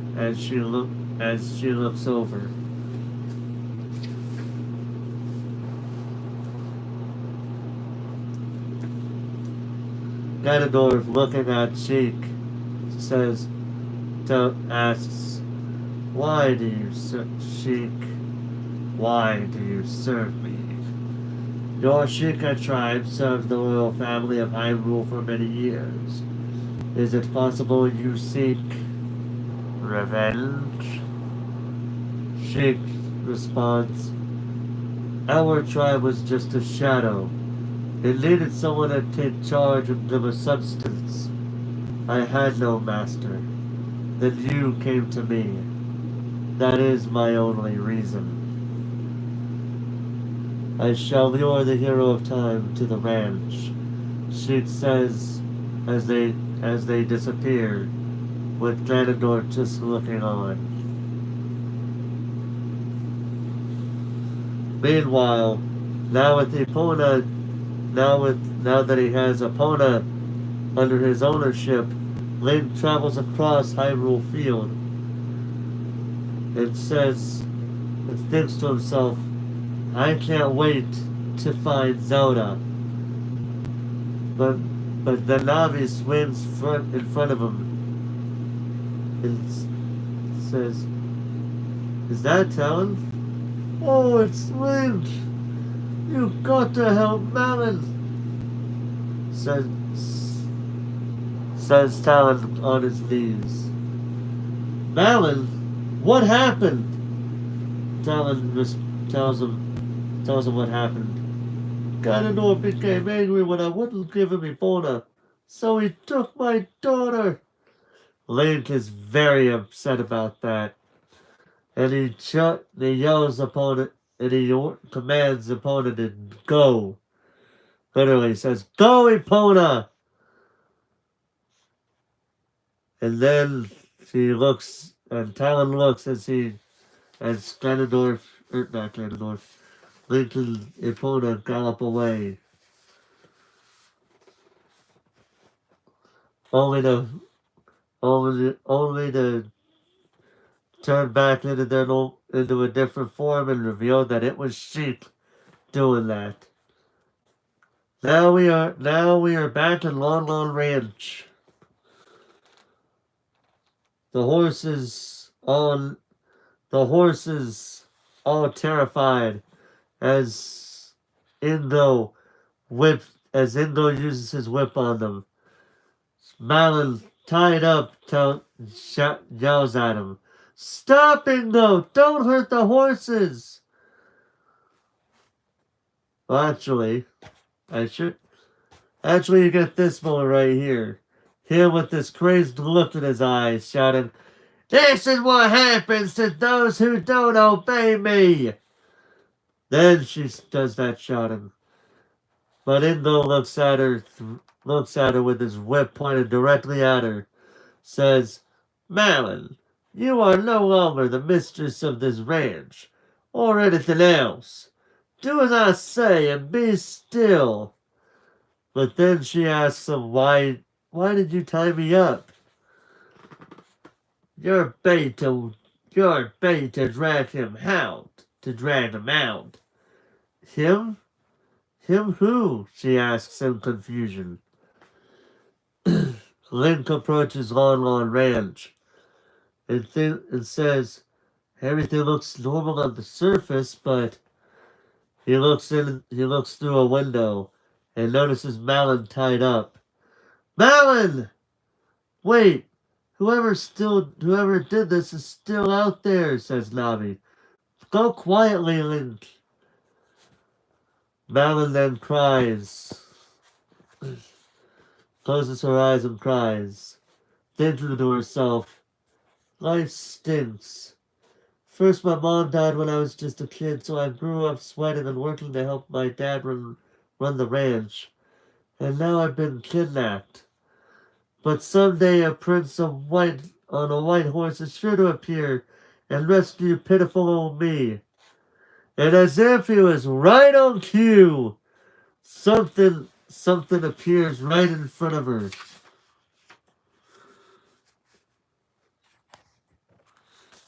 But not in the way you'd expect. As he lands right on the hay. "Oops, that's not the way Impa does it. Are you okay, Malin? It's me, Link." "Are you okay, Malin?" She asks. "Who are you?" "It's me, Link." "Link? I don't know any Links," she says. Come on.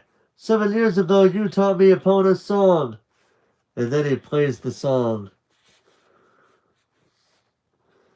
Malin recognizes him, but says, "Oh, the fairy child from the forest. What are you doing here?" Link with that look on his face. But he swipes at the tied rope around her wrists, cutting them. "I came to rescue you," he says. "So let's go." Malin has a look on her face, but then turns her head, saying, "I appreciate the thought, but I'm waiting to be saved by a prince, not a fairy child." Link, with a bit of a confused look on his face. "Huh? Hurry up! We've got to get out before..." Suddenly, they are surrounded by Ingo and a few other enemies. Few other people. "You fell right into my trap, boy," says Ingo. I'll show you what it means to cross Lord Ganondorf." Malin looks around asking, who are they? Link answers, the Gerudo, the Ganondorf's gang. Oh wait. So what was supposed to happen? This, then this being red, then this being red, and now this. Indo? He's completely deranged. He's certainly changed, said said Navi. Get him! Someone Indo shouts. But as Link does his battles, as Link does the battle in the round protecting her, Malin thinks to herself, wow, the fairy child's grown up. And then she has this look on her face.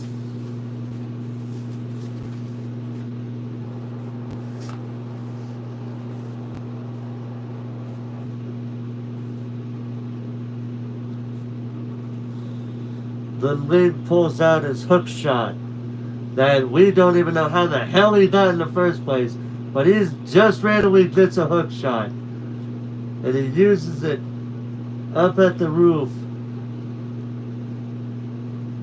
As Malin thinks to herself, could he be? And she blushes as she thinks, my prince? Don't let them escape! After them, says Indo. But they apparently did something because they're no longer in the building. As Link says, that's pretty handy, Navi says. It's a hook shot. I got it at Ocarina village. So we know where he got it from, but we don't see him get it.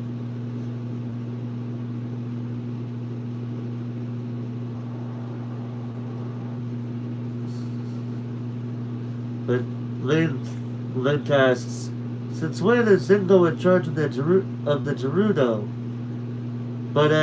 But Malin is a bit preoccupied, wondering if Link is the prince she was dreaming about. But now catching the attention of Link, catching what he asked, she says, I don't know. It's like he's suddenly a different person. He drove my father off and took over the ranch. Now father is missing. Not that he did much work anyway, she whispers to herself. So that wasn't the town I met earlier? Link thinks to himself. The old Indo complained a lot, but he worked hard. He was kind to the cows and horses, but suddenly started treating them horribly. Then a sudden appearance from somebody, as they say. Ingo has been brainwashed by the twin robot. Sheik? Link says, what are you doing here? Navi asks the twin robot. So you see this shot of Sheik, as they say, they're twin sisters, witches who raised Ganondorf. Their hobby is brainwashing experiments. It's a pretty rotten hobby, if you ask me, Sheik says as she plays the harp. How can we unbrainwash them? And how do you know all this? Why are you telling me? Who in the world are you? She looks right at him as she says, I am just a wandering minstrel. On my journeys I hear many things.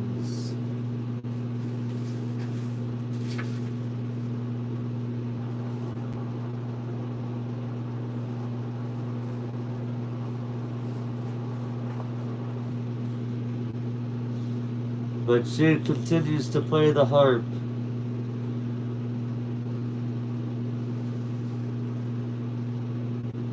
And Navi, I'm guessing, hears it as she swings up in the air.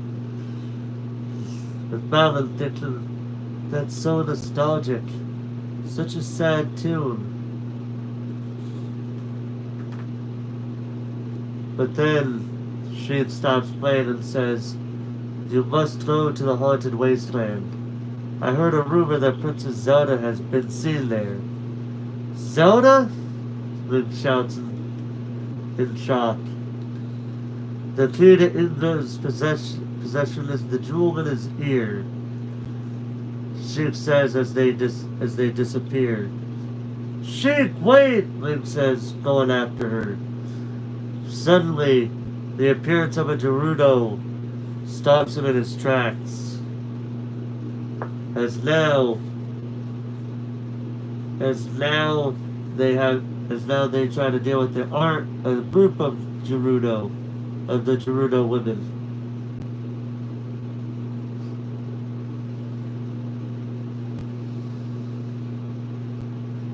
But Malin, in the middle of the battle, says, "How come you don't call her princess? How close are you two?" Link, in the middle of it, says, "Huh?"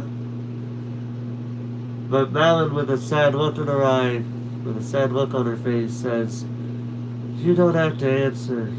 I can see it in your eyes." "Oh well, there goes my romance." But then, realizing the severity of the situation, she grabs a pitchfork, saying, "This is not the time for such talk," as she whacks a Gerudo warrior in the head with it. Link turns to face her and says, "Great job, Malin." Malin winks, saying, "You learned a lot from going up on a ranch." "No sweat," she says. But then something strikes her pitchfork, causing it to break. As Link and Malin look and see Ingo with a crossbow. "Freeze! I want to remember you just like this."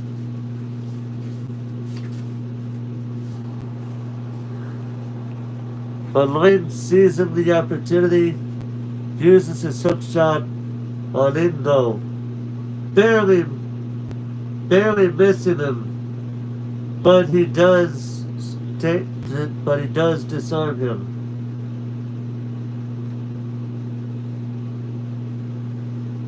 That did it, and he notices the sparkling of the ear of what's in Ingo's ear as Link aims his sword at the thing in Ingo's ear, popping it out. Link then catches the stone and keeps it in his hand, with Ingo now passed out. "What in the world?" he says, coming to. "Oh my! Miss Malin! Miss Malin!" he says as Link has the stone right in his hand. As you can see right here.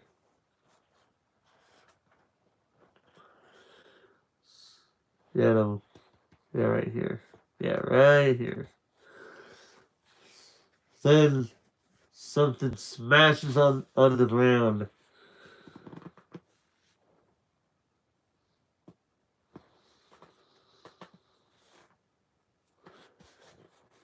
As the twin Nova appears suddenly, as the twin Nova realizes the brainwashing has been undone. Don't let him get away! And Link does a spin attack, taking care of the Gerudo warriors. As he plays Epona song in the Ocarina, Epona comes running up to him. "Get us all out of here, Epona!" Link shouts as Malin, and Indo run out of climb on Epona while she deals with the Gerudo warriors attacking them. But able to get away, they run to the gate. But suddenly the gate lock breaks, and the gate suddenly closes. A gate? Link shouts. Ah, we're going to crash! Shouts Malin.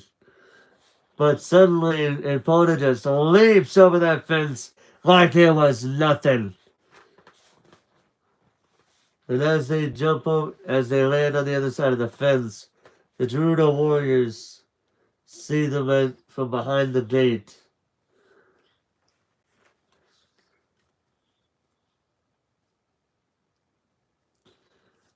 Now we see the shot of Link, Malin, and Ingo right behind him as he is trying to hold on desperately using Epona's tail.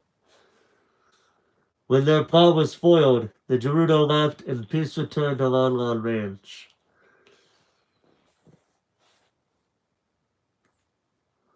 So then we see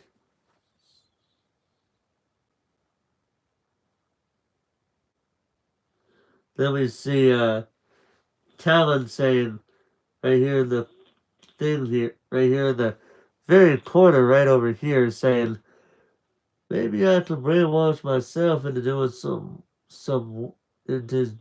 work. But meanwhile, Malin says her goodbyes to Epona, saying, "Take care, Epona. Dad's back too." "I'll be back sometime," Link tells them, "'cause drinking Lon milk makes me strong." Malin says, "Come back anytime. We'll keep a cow just for you."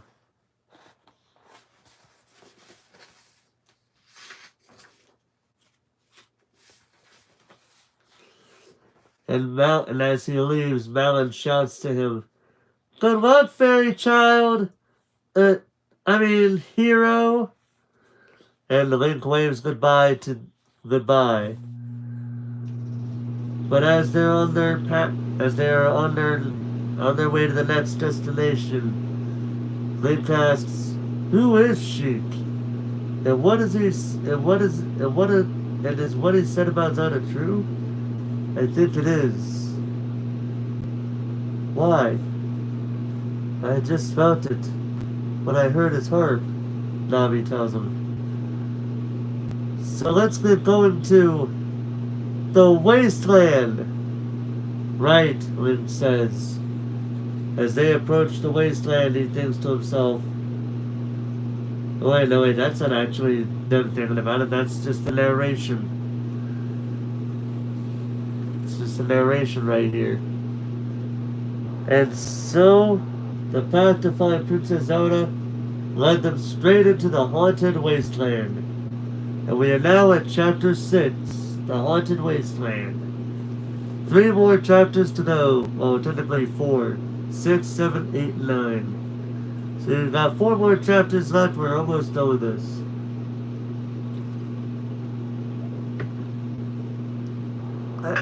Oh, excuse me. Let me see what time it is first. Well, it's already 3 o'clock. Should I finish this book tomorrow night? Because I did do a good amount of reading. We're already 5 chapters in, going on to chapter 6. So we could technically stop here.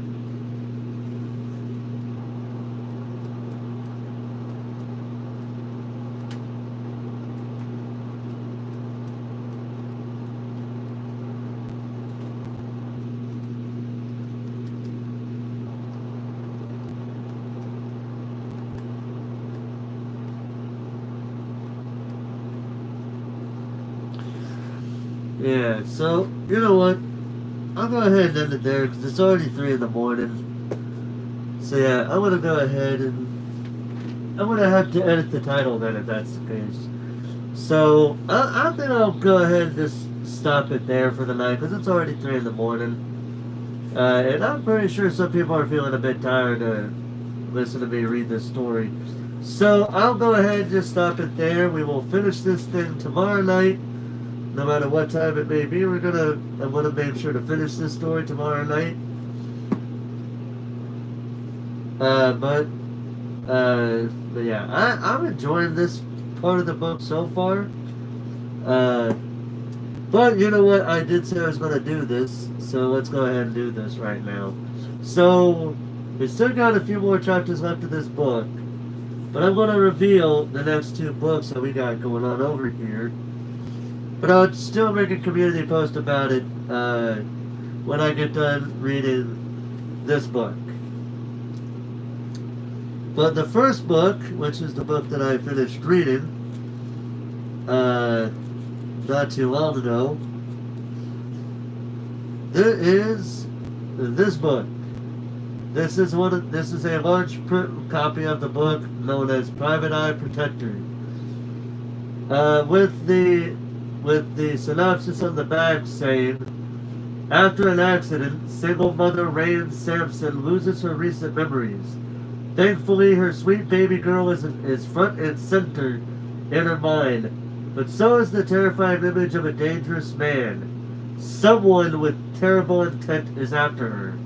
Private investigator Chance Richardson assures her she's safe, but when her life and baby are threatened, the handsome former Army chaplain vows to catch the stalker, all while keeping his heart guarded, until a predator's ultimate betrayal changes everything forever. Now, I will say a few things about this book. It is more of a, it is a bit of a mix of a romance and a, suspense kind of novel, if I'm being honest with you. But I will say it does have some religious references in here because they do make references toward God. And when I say God, I'm talking like the Holy Bible God. So yeah, there's that. I'm just going to let everybody know about this. But I did read this and I have mixed feelings about it, but we'll get to that when we get to that. But I have finished this book all the way. So this will be the next book I read once we're done with this afterward. But this is the first book that I wanted to reveal. And I'm already in the process of reading this book, and I'm actually in the halfway mark of this book right here. And the other book that I'll be reading is Percy Jackson and the Olympians. This is The Lightning Thief. The first book of what it was initially 5 books in the series, because I have all 5 books. But they just recently came out with a 6th one that I've seen in stores. With this one's synopsis saying, Percy Jackson is about to be kicked out of boarding school. Again. And that's the least of his troubles. Lately, mythological monsters and the gods of Mount Olympus seem to be walking straight out of the pages of Percy's Greek mythology textbook and into his life. And worse, he's angered a few of them. Zeus's master lightning bolt has been stolen, and Percy's the prime suspect. Now Percy and his friends have to just 10 days to find and return Zeus's stolen property and bring peace to a warring Mount Olympus. But to succeed in his quest, Percy will have to do more than catch the truth thief. He must come to terms with the father who abandoned him, solve the riddle of the oracle which warns him of betrayal by a friend, and unravel a treachery more powerful than the gods themselves. Now, this book, I do know, has a movie based on it. And just like what we did with Jurassic Park, once I'm done reading this book, I will be doing a live reaction to the movie. And if I remember correctly, because I believe this has also got a series based on the books, which is on Disney Plus to my knowledge. I could be wrong there. But yeah, so yeah, these are the 2 books that I got prepped up for us. I even got some more books over here that I'm reading alongside this one, but I started this one first before I started dealing with those other ones. So yeah, so these will be the 2 books that we'll be starting, but we'll be reading this one. because, like I said, we're in the very middle of this book. We're actually at the middle of this book. And I'm looking forward to seeing this, to reading the book and watching the movie again. Because I have watched the movie before and I have read the book before doing this. But it was so many years ago before I started reading this book recently. But yeah, so yeah, that's all I'm gonna say about that. But tomorrow night we'll be going live, finishing this book, and then next week I'll be starting this book. So until that time comes, ladies and gentlemen, thank you guys so much for watching. Hope you guys enjoyed. And until next time, ladies and gentlemen, this is Forrest Walpole signing off.